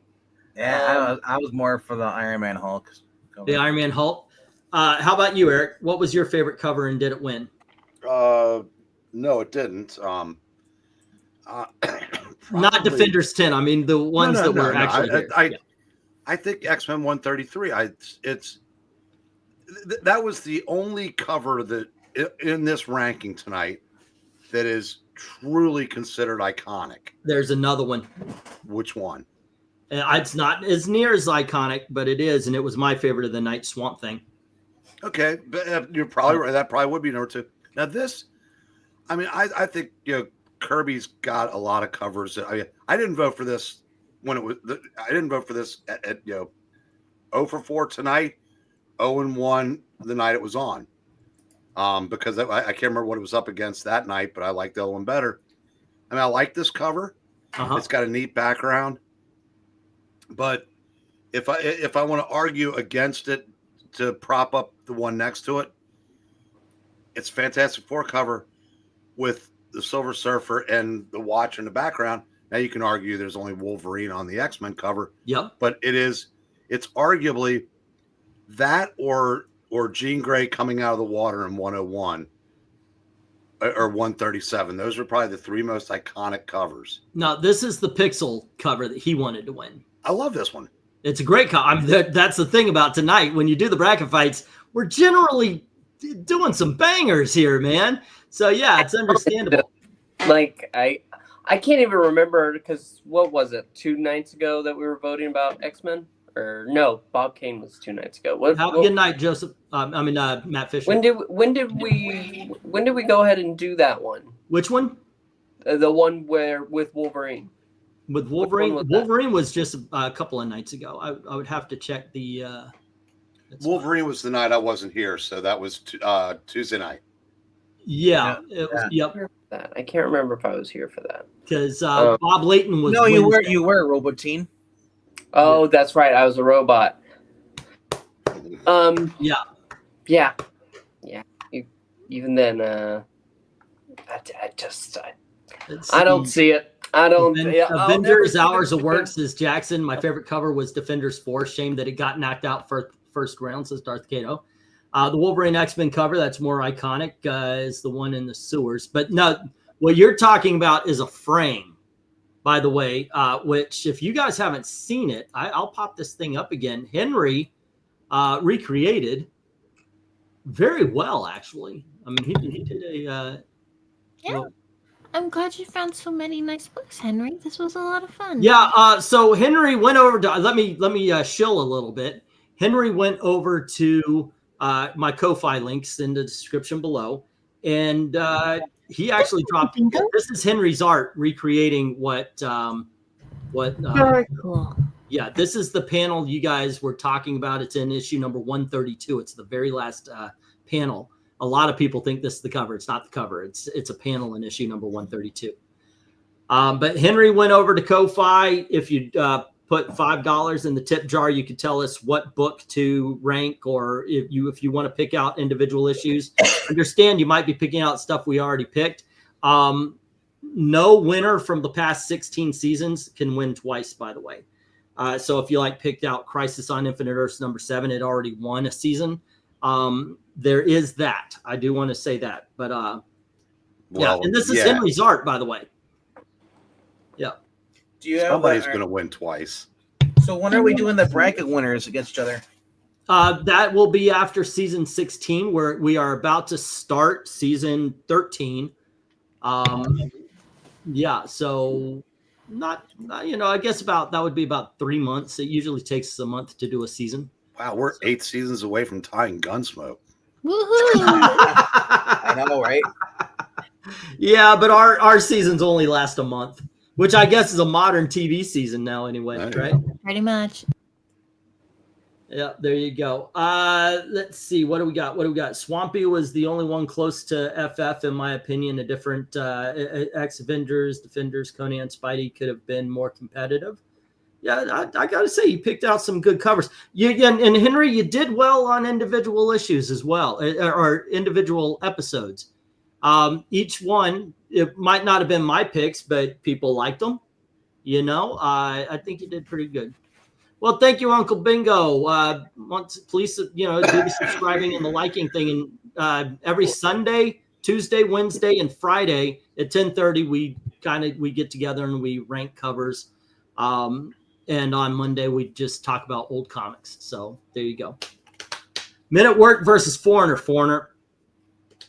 Men at Work probably has the better song in Who Can It Be Now, but oh wait.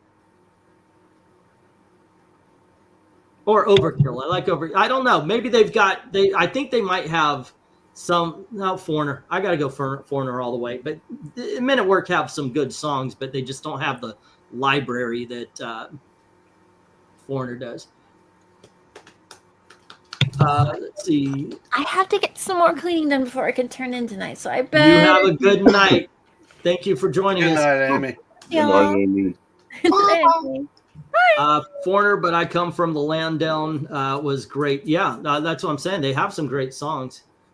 It's Just Overkill. Was that it's Day After Day, we appear night after night, my heartbeat.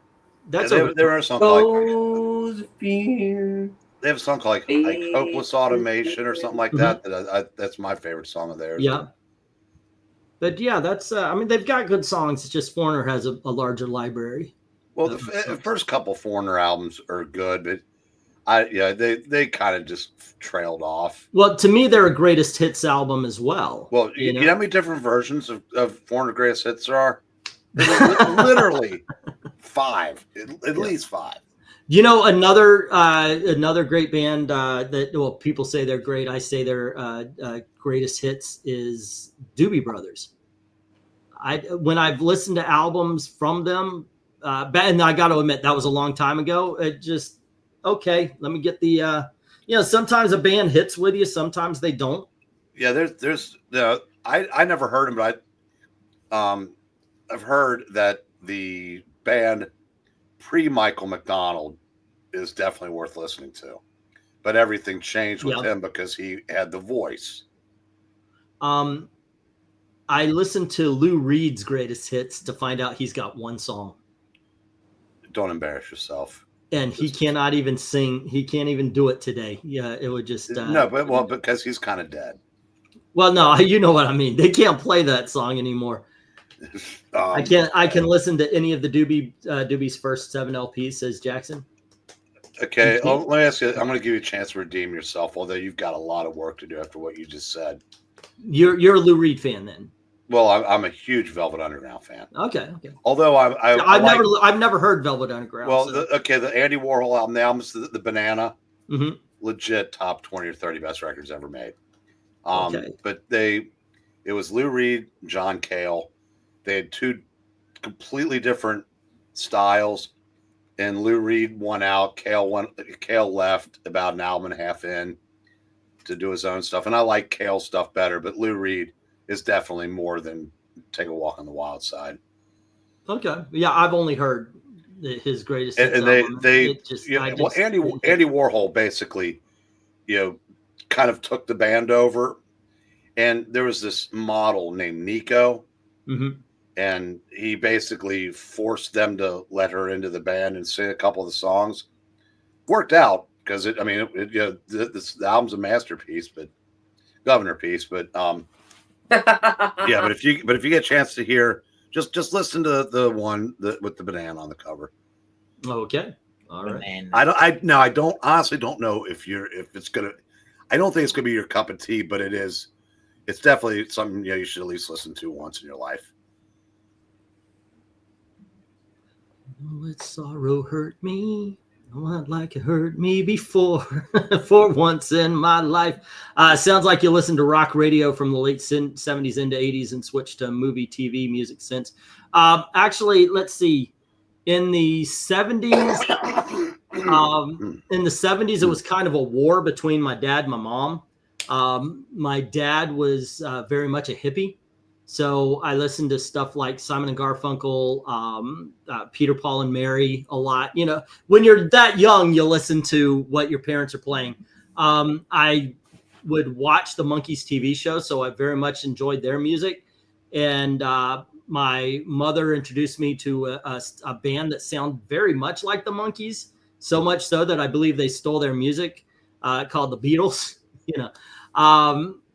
But I was also hearing, because of where I lived, Waylon Jennings, Willie Nelson, oh goodness gracious, Hank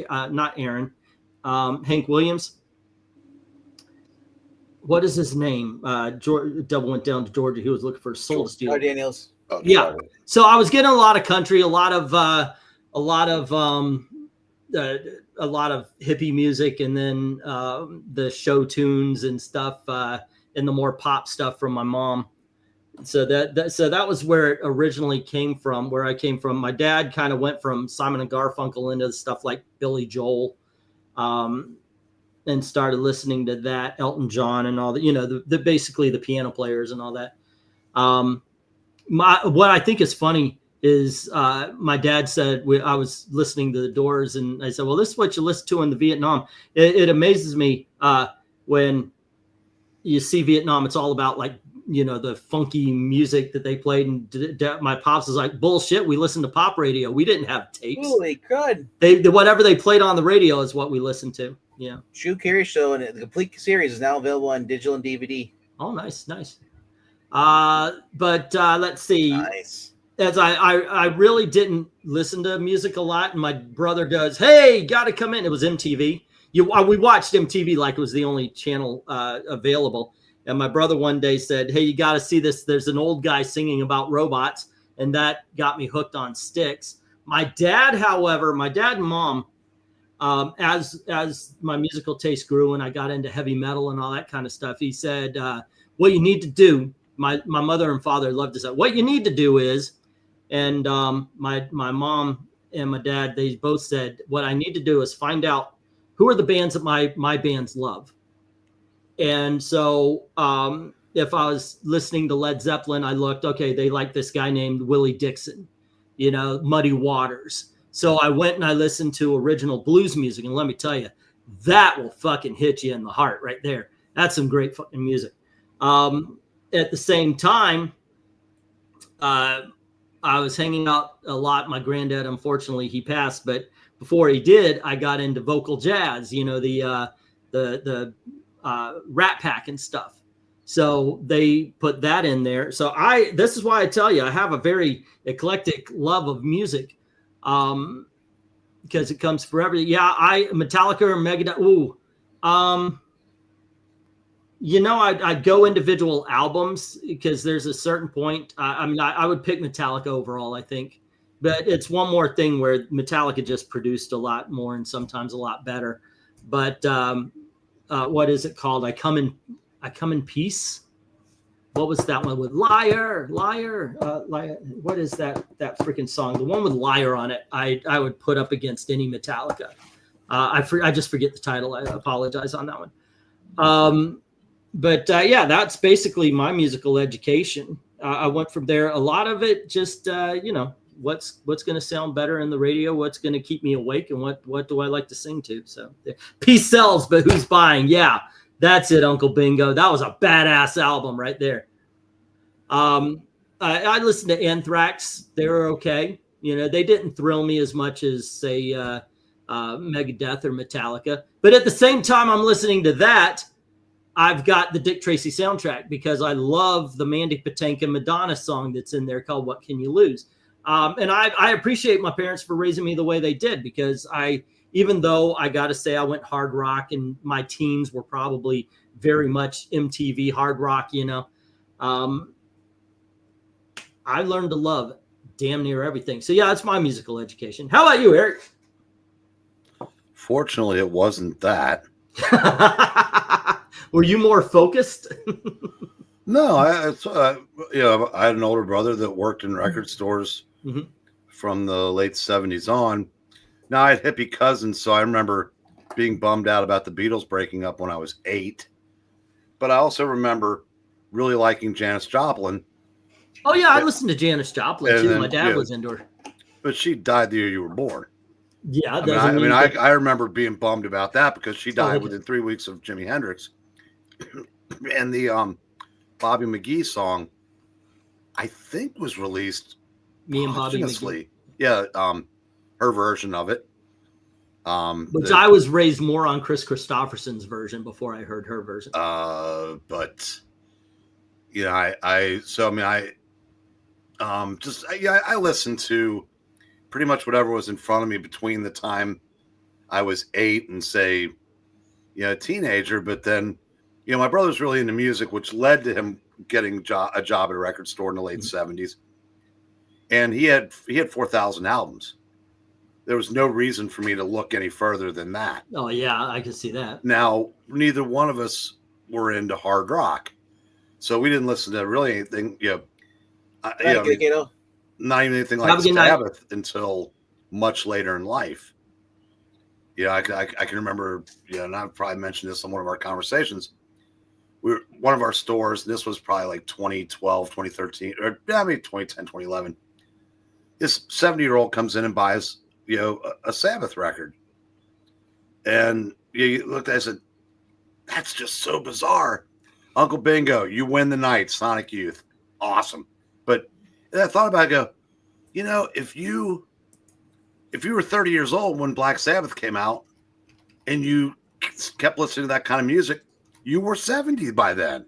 Yep. So it really, like I said, I'm 7 years away from 70. I promise you, if I'm not dead by then, I will throw in London Calling. I will be listening to the stuff that I like now. I will listen to. Here's this for Uncle Bingo. I will celebrate my 70th birthday by playing Daydream Nation. I think it's funny when I hear young people today talk about old people music. I'm like, fuck you. Old people listen to. It was Woodstock. Old people were Black Sabbath. Old people were at this point in time were Led Zeppelin, Jimi Hendrix. Fuck, you got young kids with it. Oh, well, it's old people. Young people music sucks. Okay, here's old people music rules. Even my music when I was a teenager was 40 fucking years ago. So you don't hear that much anymore because our generation is closer to the generation that followed and so on and so forth.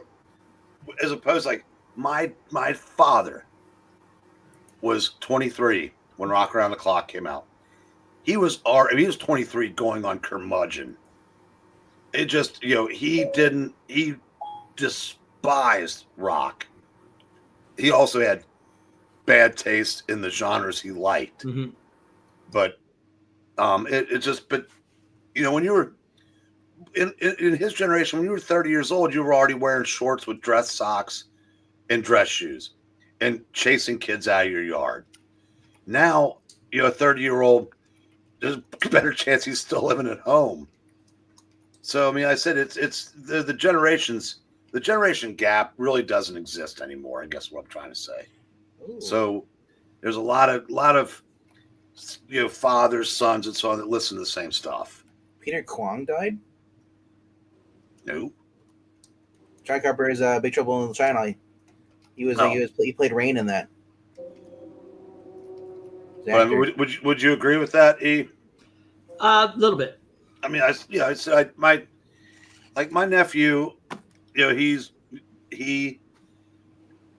of course he grew up thinking that music didn't start before him.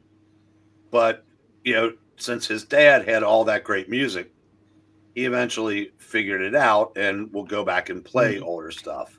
Now, I do agree. My daughters, by the way, have a same. They had to listen to what I was playing, and I would play. They would have their own music, which was very much Hillary Duff, Disney. There was a Disney Channel, a radio station, back in the 90s that would play sometimes cleaned up versions of regular songs, but they had their own stable. So they would listen to their music, which was that. And then they would have to listen to mine, which was a lot of heavy metal and that mixture that I'm telling you about. If they did decide that they did not like Dean Martin, they like it now, but when they were kids, they just got tired of Dean Martin. I can believe that because when I was younger, Frank was the only one of those I really had tolerance for. Yeah. Now I can listen to all of them, but Dean I legitimately like.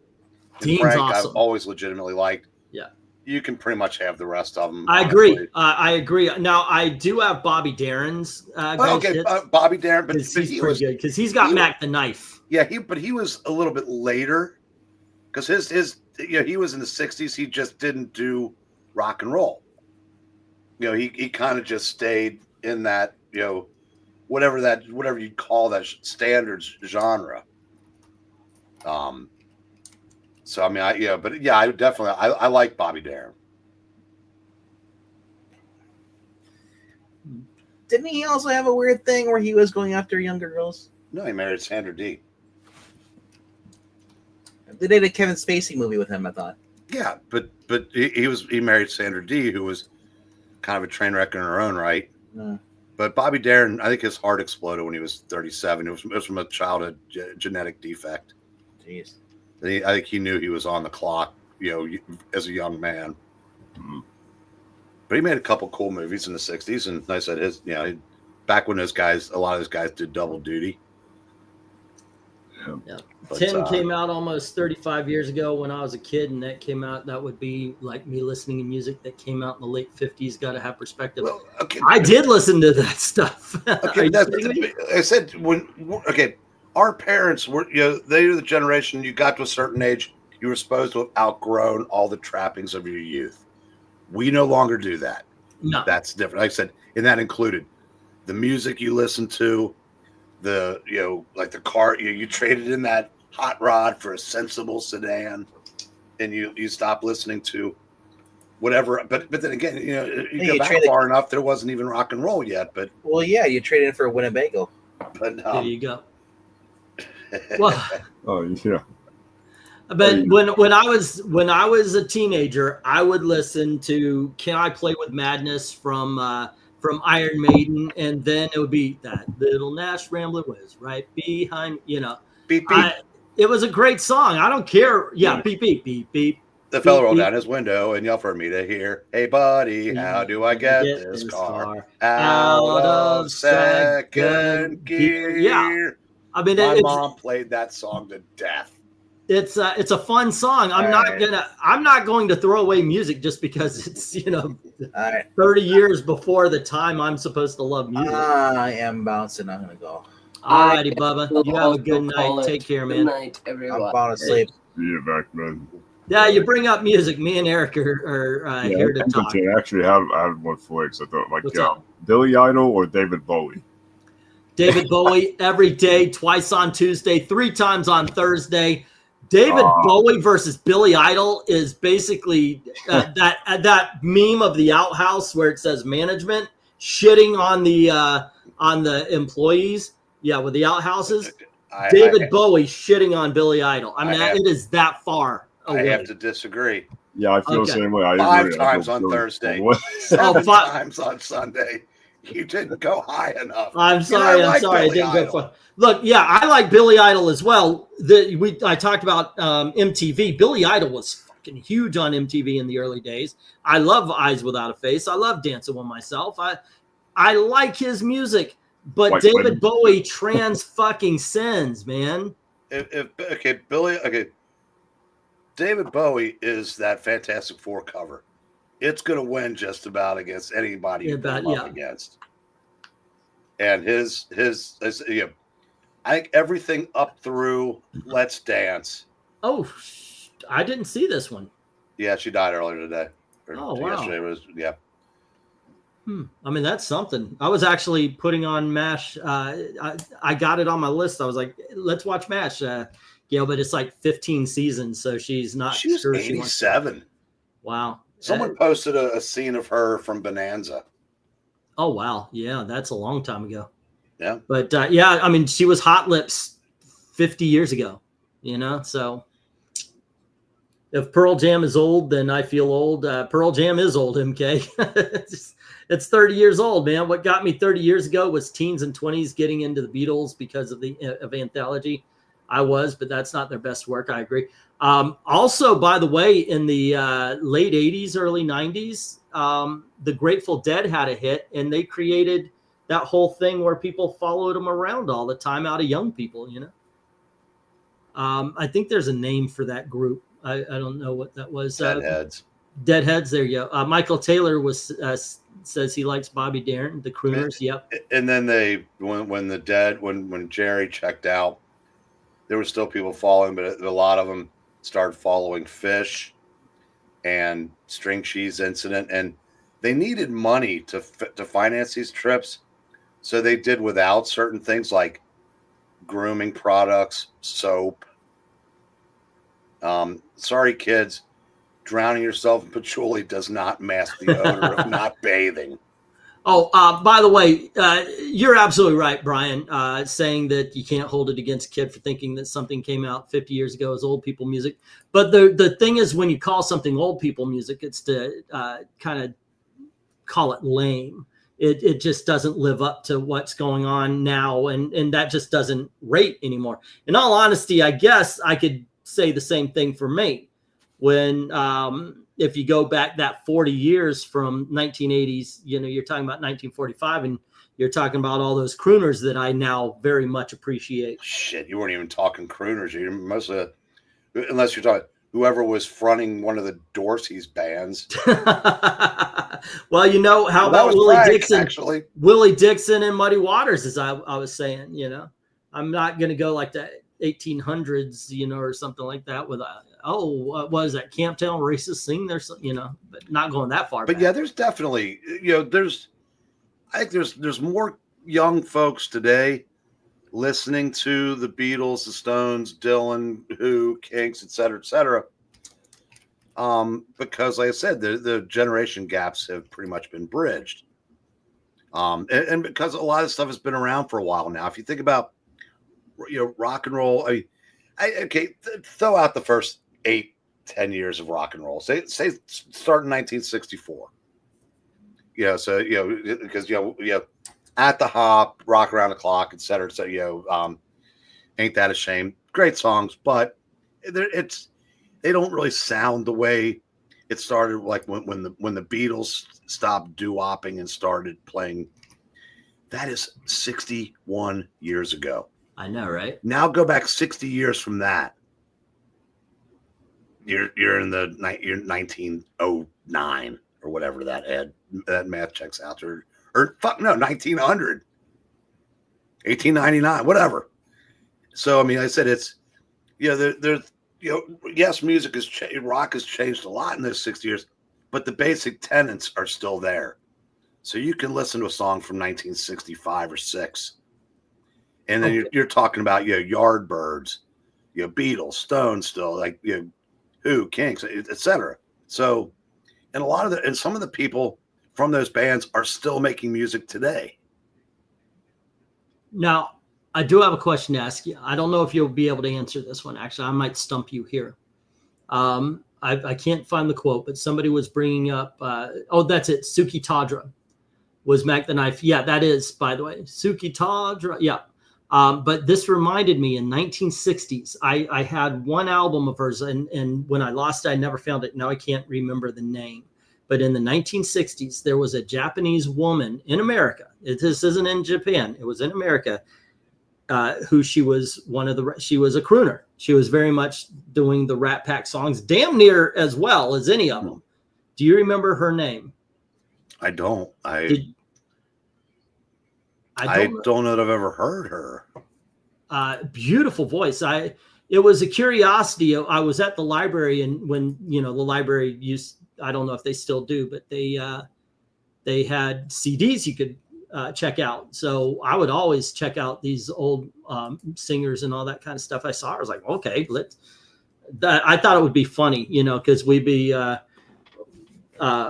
would get things like, we're gonna all ondo wed with a valley, you know, and all that kind of stuff. I thought it was going to be kind of a joke, but this woman powerhouse some of these songs.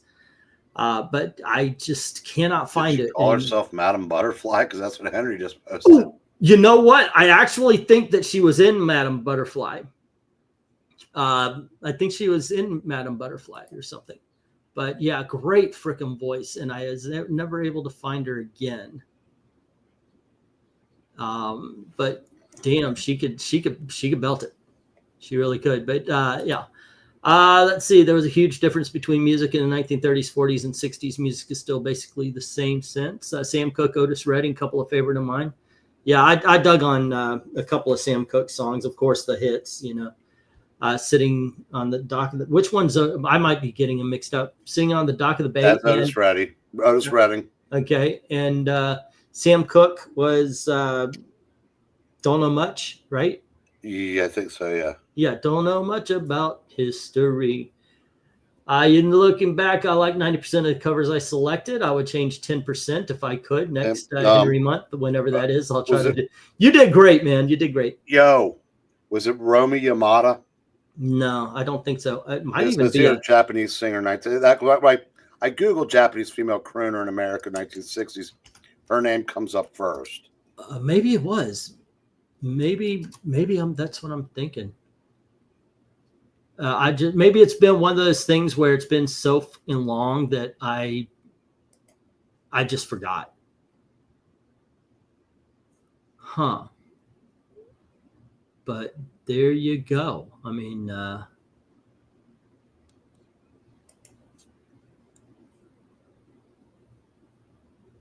hold on. Patricia Ann Fink, Patty Fink, also known. My Life to You. But it's just been one of those things. Like I was like, oh my gosh. She was singing in Japanese. No. Some in English. That would have been her. Yeah. One of those things. Sam Cooke, A Change Is Gonna Come is a great one, says Dark Admiral. Boston is one of those bands I think I've overheard. Like when I won't put it on, but when somebody puts it on, I enjoy it, But yeah, only a few. So you like Chicago more than, I guess, right? More than Boston, yeah. Well, there's more to like. I mean, honestly, there's again, I think Boston had they had a couple albums before Peter Cetera. They kind of built the band around him, just like the Doobie Brothers built the band around Michael McDonald. Yeah. But Boston. I said I like them, but they kind of made the same album 3 times. Yep. And then disappeared for a while, and then came back with some stuff, but it wasn't there. I'll be back in 1 minute. Okay. Here's an impossible question. I was thinking when we're talking about this, because my favorite band is Styx, right? But what if you pick out what's your 5 favorite albums of all time? Would your favorite band make that list? Because while I like Styx better than any band, is there an album that's better than, say, the White Album? There are just certain albums that are up there, and would the White Album even make it? Question: Phil Collins. I just haven't heard a lot from the Gabriel. I don't like Peter Gabriel's solo stuff. Phil Collins kind of made Genesis acceptable. I mean, not acceptable, accessible, I think. So, yeah, I go for him. 16 to 17 pumped Cetera up to think he could have a solo career.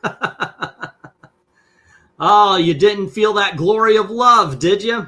Okay, thanks. I know a horse named Suki Tadra, and I thought it came from that song. In fact, I knew horses that had 3 names that were mentioned in that song, but I can't remember what they all are.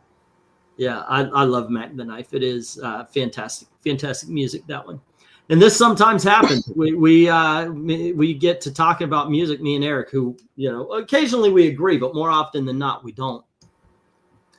I think he would have been the goth kid in the 80s. I just was not. I wasn't even the stoner kid. I like heavy metal, but I didn't get high. I hate the smell of pot even back then.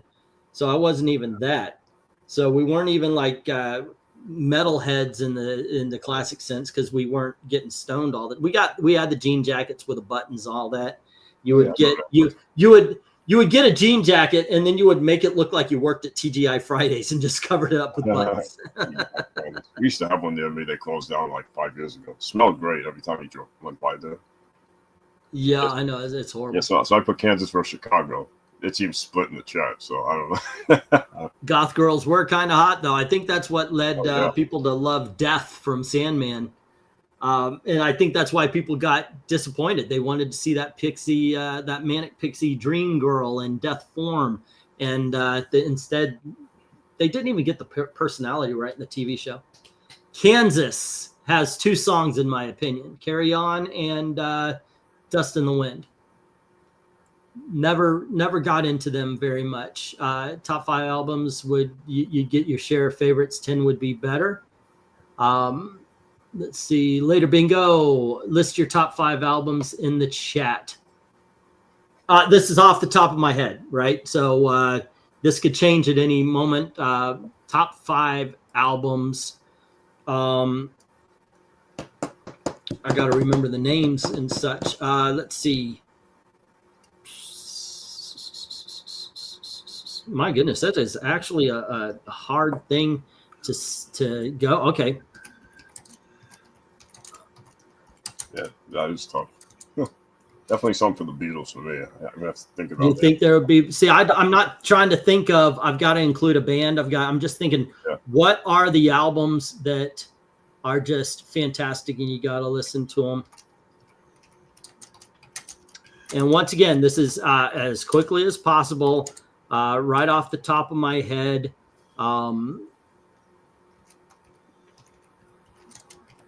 What are we doing here? Is without thinking, put it down, top 5 albums. And like I said, because this is done this way, it can change tomorrow. Oh, goodness gracious. Goodness. This is what I put down for my top 5 albums. Wow, that is something. Oh, goodness gracious. What is it called?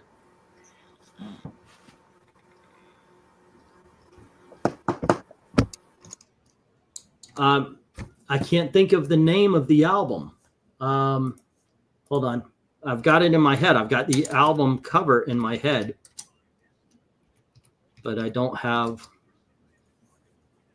There it is. There it is. Okay.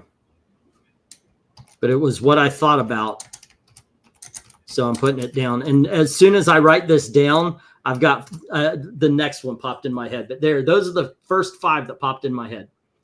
Meatloaf's Bat Out of Hell, Aerosmith's Toys in the Attic, the Saturday Night Fever soundtrack, Crystal Ball, and The Number of the Beast. Styx, Crystal Ball, Iron Maiden's Number of the Beast.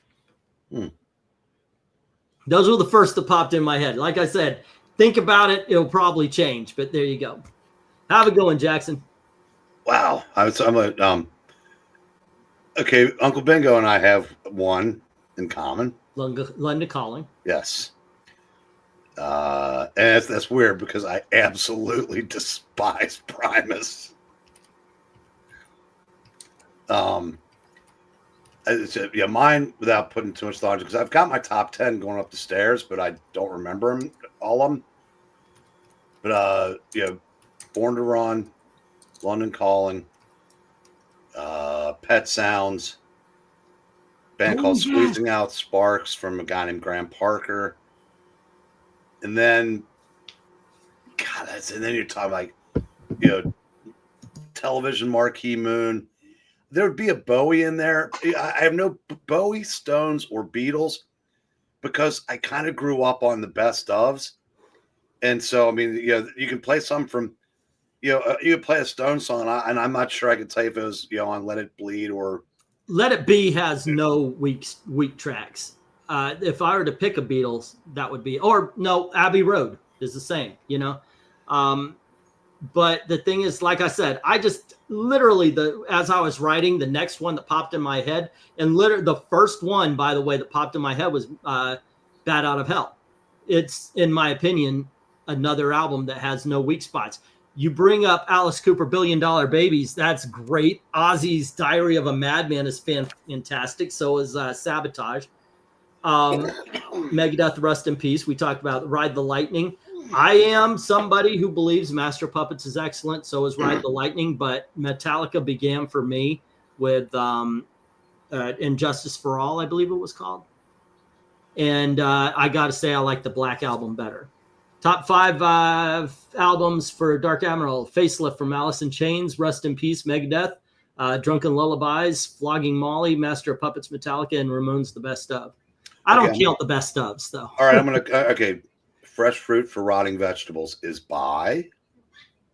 I don't care. I don't know. Thanks for saying I don't care. No, I meant to say I don't know. I don't know. Yeah. I don't care. No, I meant to say I don't know. We're going ahead. Okay, Dead, and the second word is a president. Oh, Dead Oh, okay. Yeah. I can't even lead the witness on this one.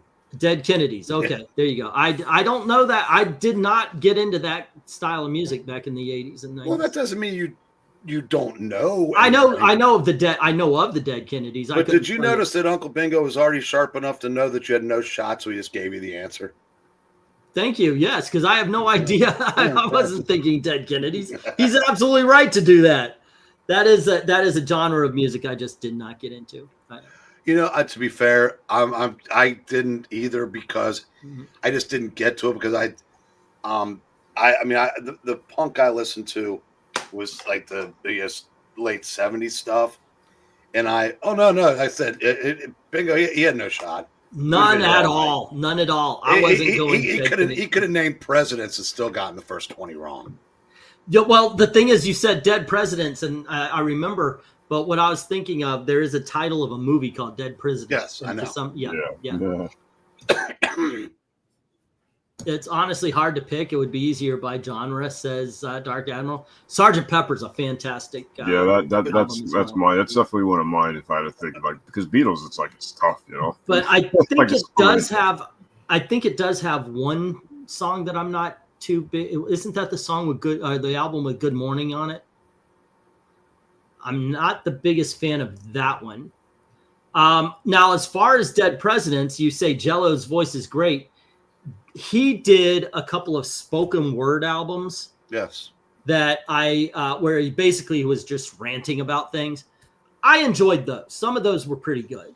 But it's kind of funny that I know him from that than I do, especially considering I've always been conservative.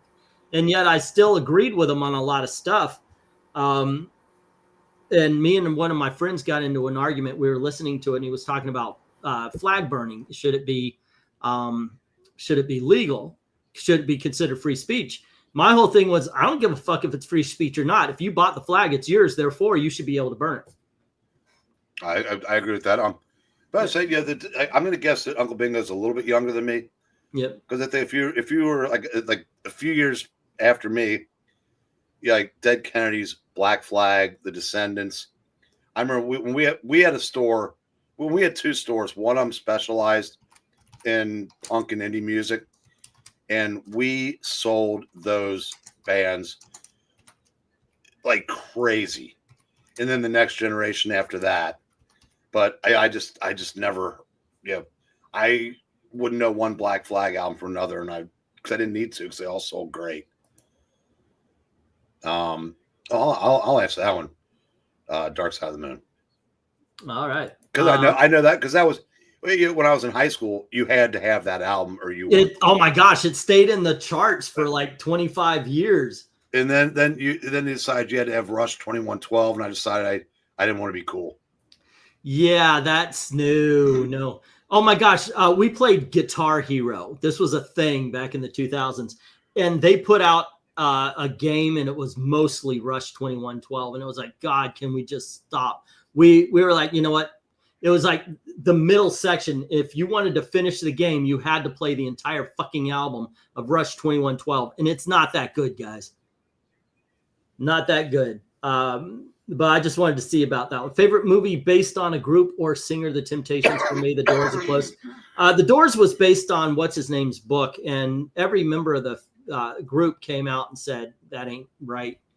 But I do like the movie. It's just that knowing that the group says it's full of shit kind of has me. But how about you? What do you think is your favorite movie based on a band, like telling the story of and all that? Not even a real band.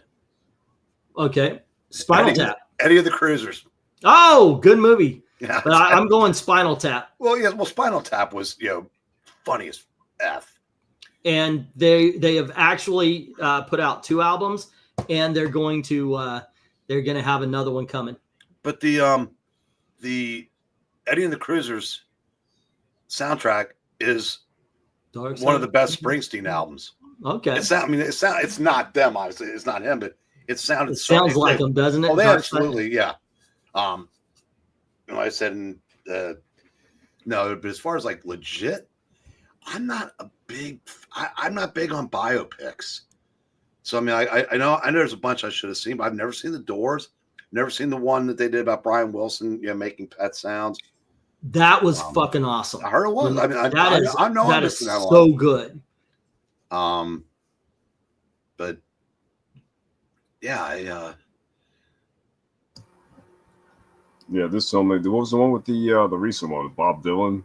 Or that was what was it? A Complete Unknown. A Complete Unknown. Yeah, it was okay. I enjoyed it, but it didn't tell me anything. You know, it was very much. Queen one was interesting. Queen was good. It wasn't accurate, but it was good. It was fun. The music obviously is good. I think I'd like. I think I'd like A Complete Unknown because I love that time period. Yeah.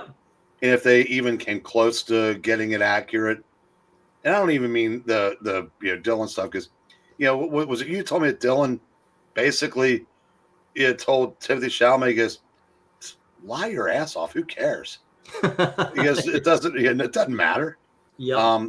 But I would but if they just got like because I mean one of my favorite shows of all time is Mad Men because they did a fantastic job. Someone went through that show with a fine-tooth comb and found one historical inaccuracy. That's pretty good. Nice. Yeah. I mean, considering there's an episode of Laverne and Shirley where they're eating Wheaties with Bruce Jenner on the box. Oh yeah, Wheaties. Yeah, I remember back in the day when they would show the brands. Then they kind of stopped. Yeah, but Bruce Jenner was popular when the show was made, not when the show took place. Right. Goodness, the best, but I don't know. Maybe it is that Pet Sounds because that really did make me feel something, But if you're talking about real bands, then yeah. And they even did one on. They did a movie on the Monkees. By the way, I watched that, and it was MTV used to make movie biopics. And that was one. They did one on Meatloaf as well.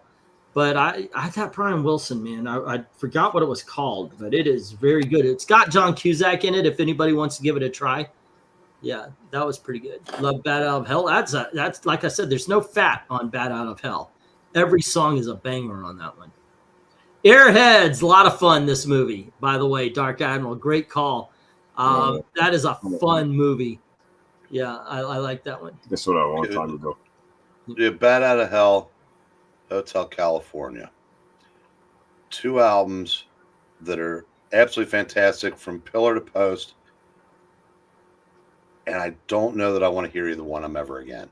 I feel, I put in, there's a CD. It's back when they were doing these 30 song long greatest hits album. They put this out for Led Zeppelin. It's called Mothership. Yeah. And I haven't listened to it since it came out. I mean, literally I bought it and it's been sitting because I just one day I decided I've heard enough Led Zeppelin. The other day I put the CD in, and I was just a little bit through. I think it wasn't Kashmir, but I forgot what song it was. But I was about halfway through it, and I said I can't do it. I pulled the CD out and I put it away. I think I literally am done listening to Led Zeppelin ever, except for maybe going to California. Well, so the two albums I mentioned, my mom played those all the time. Yeah. I mean, all the time. And you know what else I can't listen to? The theme to the Hulk cartoon from the 60s. Oh, really? She sang that all the time. But no, yeah, but they were both. Like I said, me left out because not only did my mom play it all the time, I did. I mean, I said I've heard that stuff so many times, and also I said there's things you want to remember about a parent that's gone, but and maybe someday I'll I probably have listened to them since then, but yeah, I mean, but God knows I've heard them enough. Yeah, I don't hate Led Zeppelin. It's just I've heard them. It's been a long time. It's been a long time. Been a long time. Been a long, long, long, lonely time. That's Rock and Roll, by the way, is the title of that one. Been a long time since I rock and roll. That's a good song. Carry me back, carry me back, carry me back to where I came from. Yeah, I know all the lyrics because I heard them a million times. In Orlando, it was like, it's 5 o'clock, time to get the let out. We're gonna play one of the same 7 songs we're doing over and over and over again. That's why if you play ZOQUO, I'd prefer to hear Going to California or Misty Mountain Hop rather than Rock and Roll or Hey Hey Mom Said the Way You Move. Which one is that? Or is that Rock and Roll? Yeah, I can't remember the name of the songs on there, but that is, yeah. I know that I remember when I was a kid, I played that a lot in 1977, and I associate that with the DC comics that were coming out at the time. Okay. So I can still listen to it because of that. But yeah, so that allows me to tolerate Stairway to Heaven. Yeah, I think Stairway could still get a few plays out of me. Because now, whenever I hear Stairway to Heaven, I just instinctively look for the girl that ditched me at the dance. I'm not better. Yep. Black Dog. Thank you, Dark Admiral. Yeah. Yeah. That also, yeah. You know, and if anybody didn't use that, it would have been Freebird or We've Got Tonight. We got tonight. God, there's the same 3 or 4 Who songs needs tomorrow? every dance. Let's make it. That kills me because that it's played as a romantic song in at high school dances even because the song is about 2 people who don't even like each other. They don't even know each other really, and they say, "Hey, look, you know, we're not going to go on, but we're lonely right now. Let's bang, and then tomorrow have a good day." And people are like, "Oh, it's so romantic." Oh, is it? Okay, if you say so. It's what you make of it. My wife, you guys know her, Gail. My wife loved, and I put ED on the end until I explained it to her. She loves, first of all, her favorite is Bon Jovi. Her favorite band is Bon Jovi. And her favorite song when we first met was called Bed of Roses. I want to lay you down on a bed of roses. For tonight I sleep on a bed of nails. And I told her, you know what that song's about? She goes, oh, it's so lovely. I said, well, the song is about him being on the road. And the whole point is she is at home. She is there in their marital bed, in their, very comfortable where he wants to be. But he is in a hotel somewhere. And because he's feeling lonely, is with another woman. And it even says in the songs, I know I'm not alone, but I know that I'm lonely. I said, it's in the song. It even says right here. And I ruined that song for her forever. It's like, sometimes just don't tell them. Don't tell them what it's about. There was this girl. You're right. That's why I didn't tell Venkman that Fortunate Son was an anti-American anthem. There you go. There was another girl that I was talking. I tried to talk to. She wasn't interested in me. I worked at a movie theater with her, and we were talking about music, and she goes, "Oh, I love More Than Words. It's so romantic." I said, "Romantic? The whole thing is about don't tell me you love me, fuck me. That'll tell me you love me. When you don't have to use the words. More than words to show you care." I said it's right there in the song. More than words to show you feel that our love for you is. I said it's saying that you could say I love you all day, but until you bang me, I don't believe you. And when I told her that, she goes, "No, it isn't." I said, "Listen to the words," and she was so fucking pissed. She went on break into her car and listened to it. And when she came back, she was pissed because she actually is like, you listen to the lyrics for the first time there. That's funny. Yeah, about Angleton, I got one for you. So, which was the better album in your opinion? Parallel Lines or Bridge Over Troubled Water? Parallel Lines? No, Parallel Lines. It's from Blondie. I have no. Okay. Yeah, Blondie is 2 songs for me. But hold on, let me put a little asterisk. I never gave Blondie a chance. Gotcha. I don't think I've ever heard a Blondie album. I just heard those 2 songs. So, there's definitely more to them than whatever 2 songs you're going to say. But no, the 2 songs I'll say because they're the 2 biggest hits. One Way and the one with the eating cars. Yeah. But Rapture? Yeah. That was I think that was just Debbie Harry.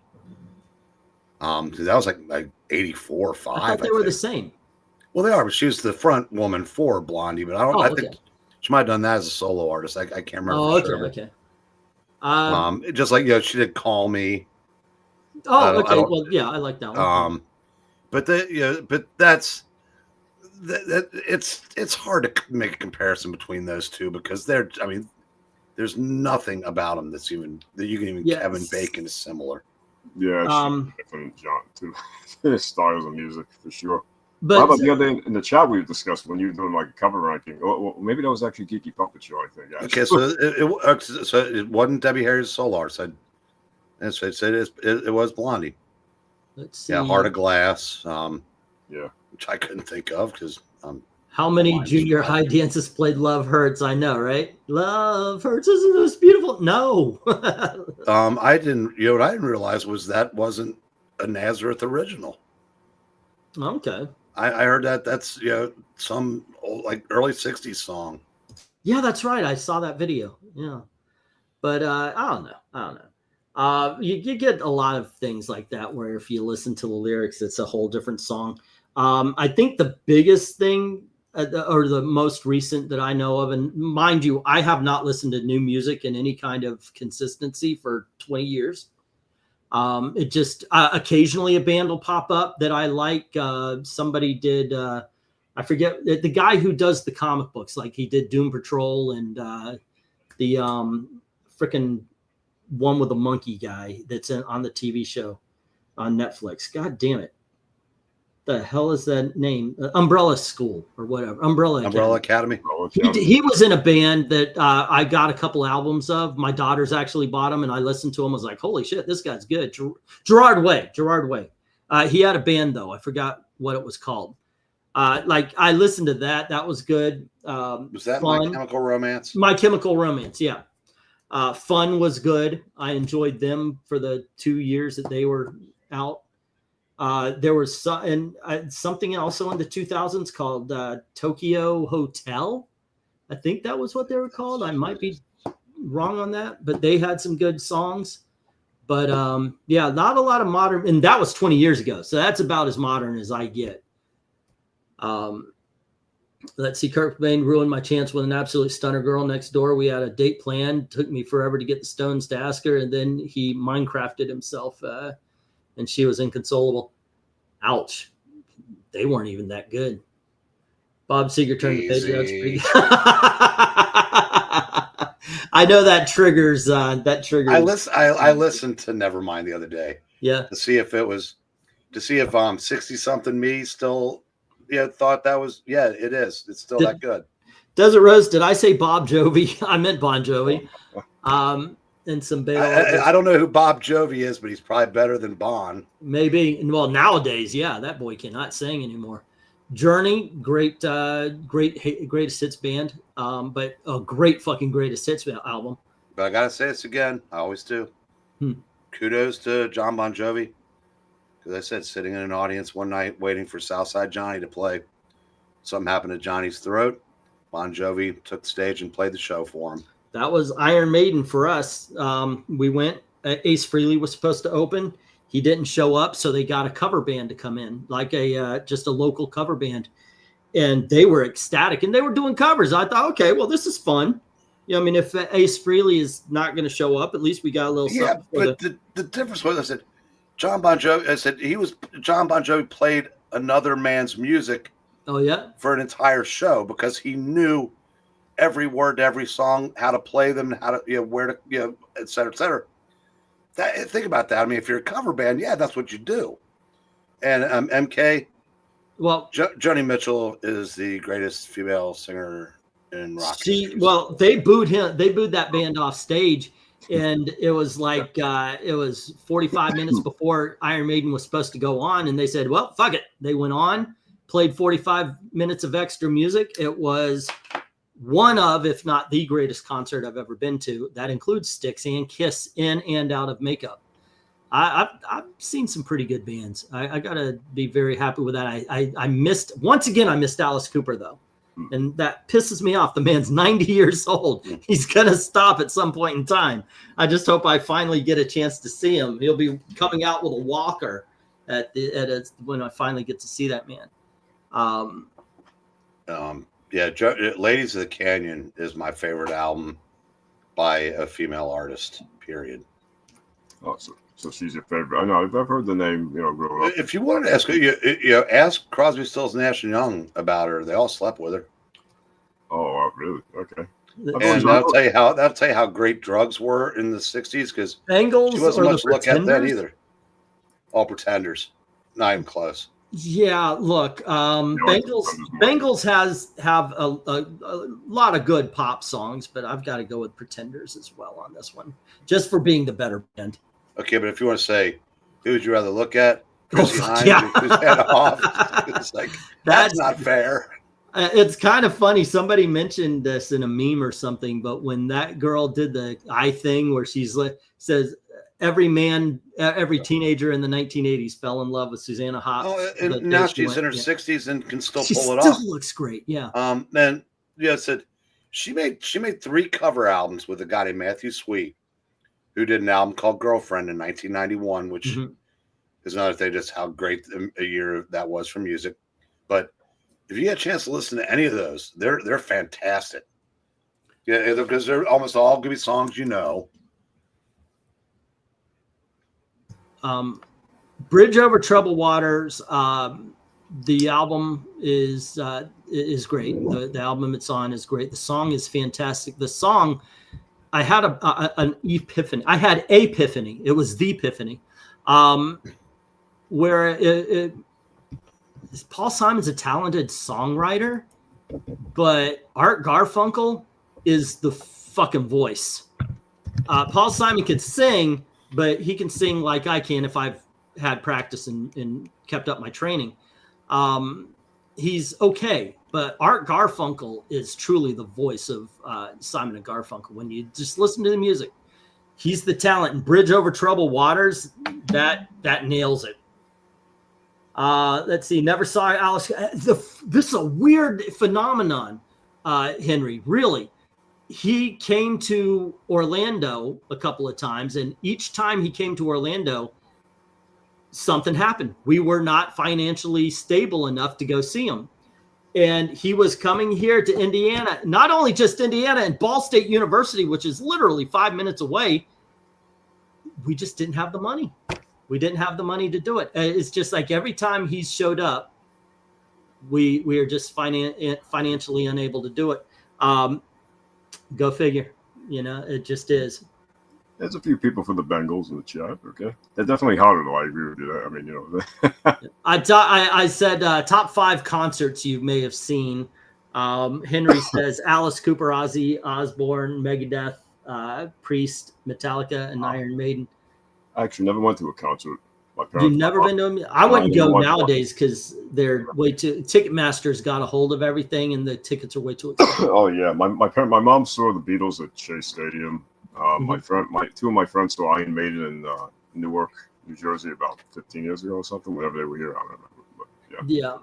We had tickets bought for us. Me and Ashley.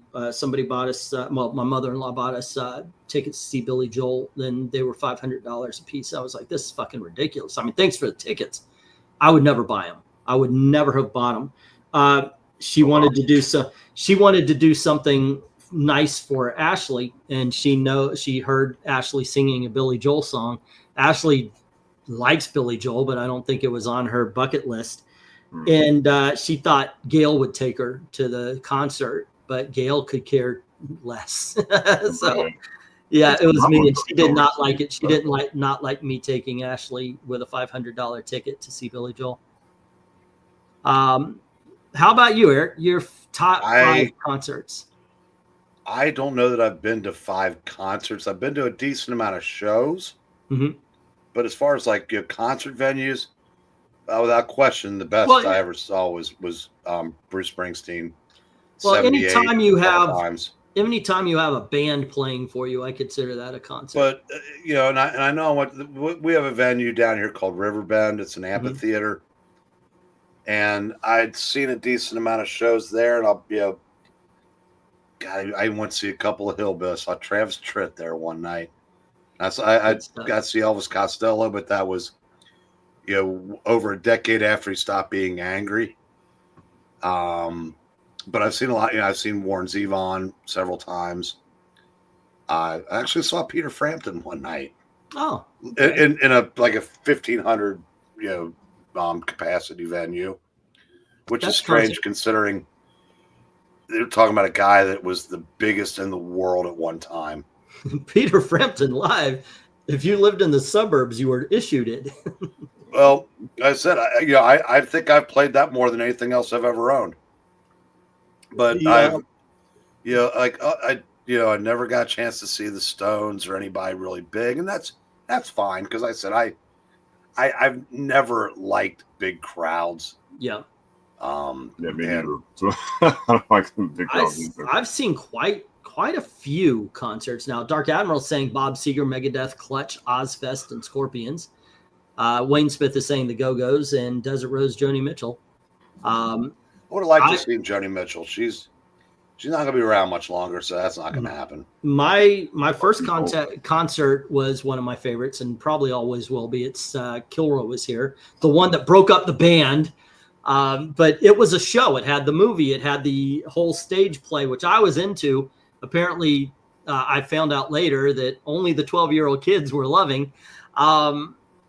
But they were really good. I ended up seeing so many freaking bands. David Lee Roth, and he had Poison open up for him. So I saw those two bands. Def Leppard with Tesla. I saw Kiss.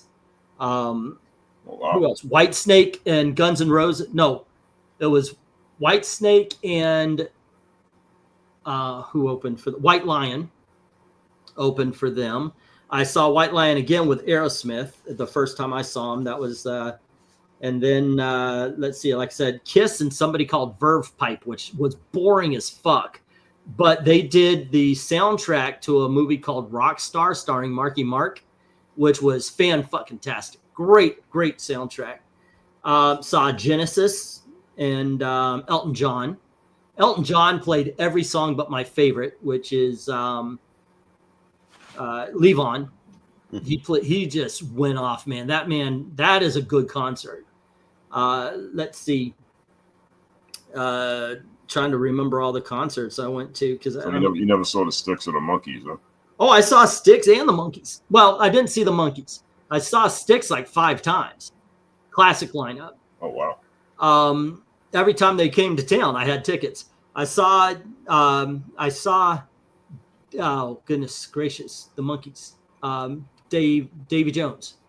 He came to Epcot every year. So that's what I'm saying. Shows or concerts, it was a small venue, but people packed and they loved the show and he did great. With that, I saw the Beach Boys, Davy Jones. Oh goodness gracious. What is his name? I'm into something good. Peter Noon. Just a bunch of older acts, from the 1950s.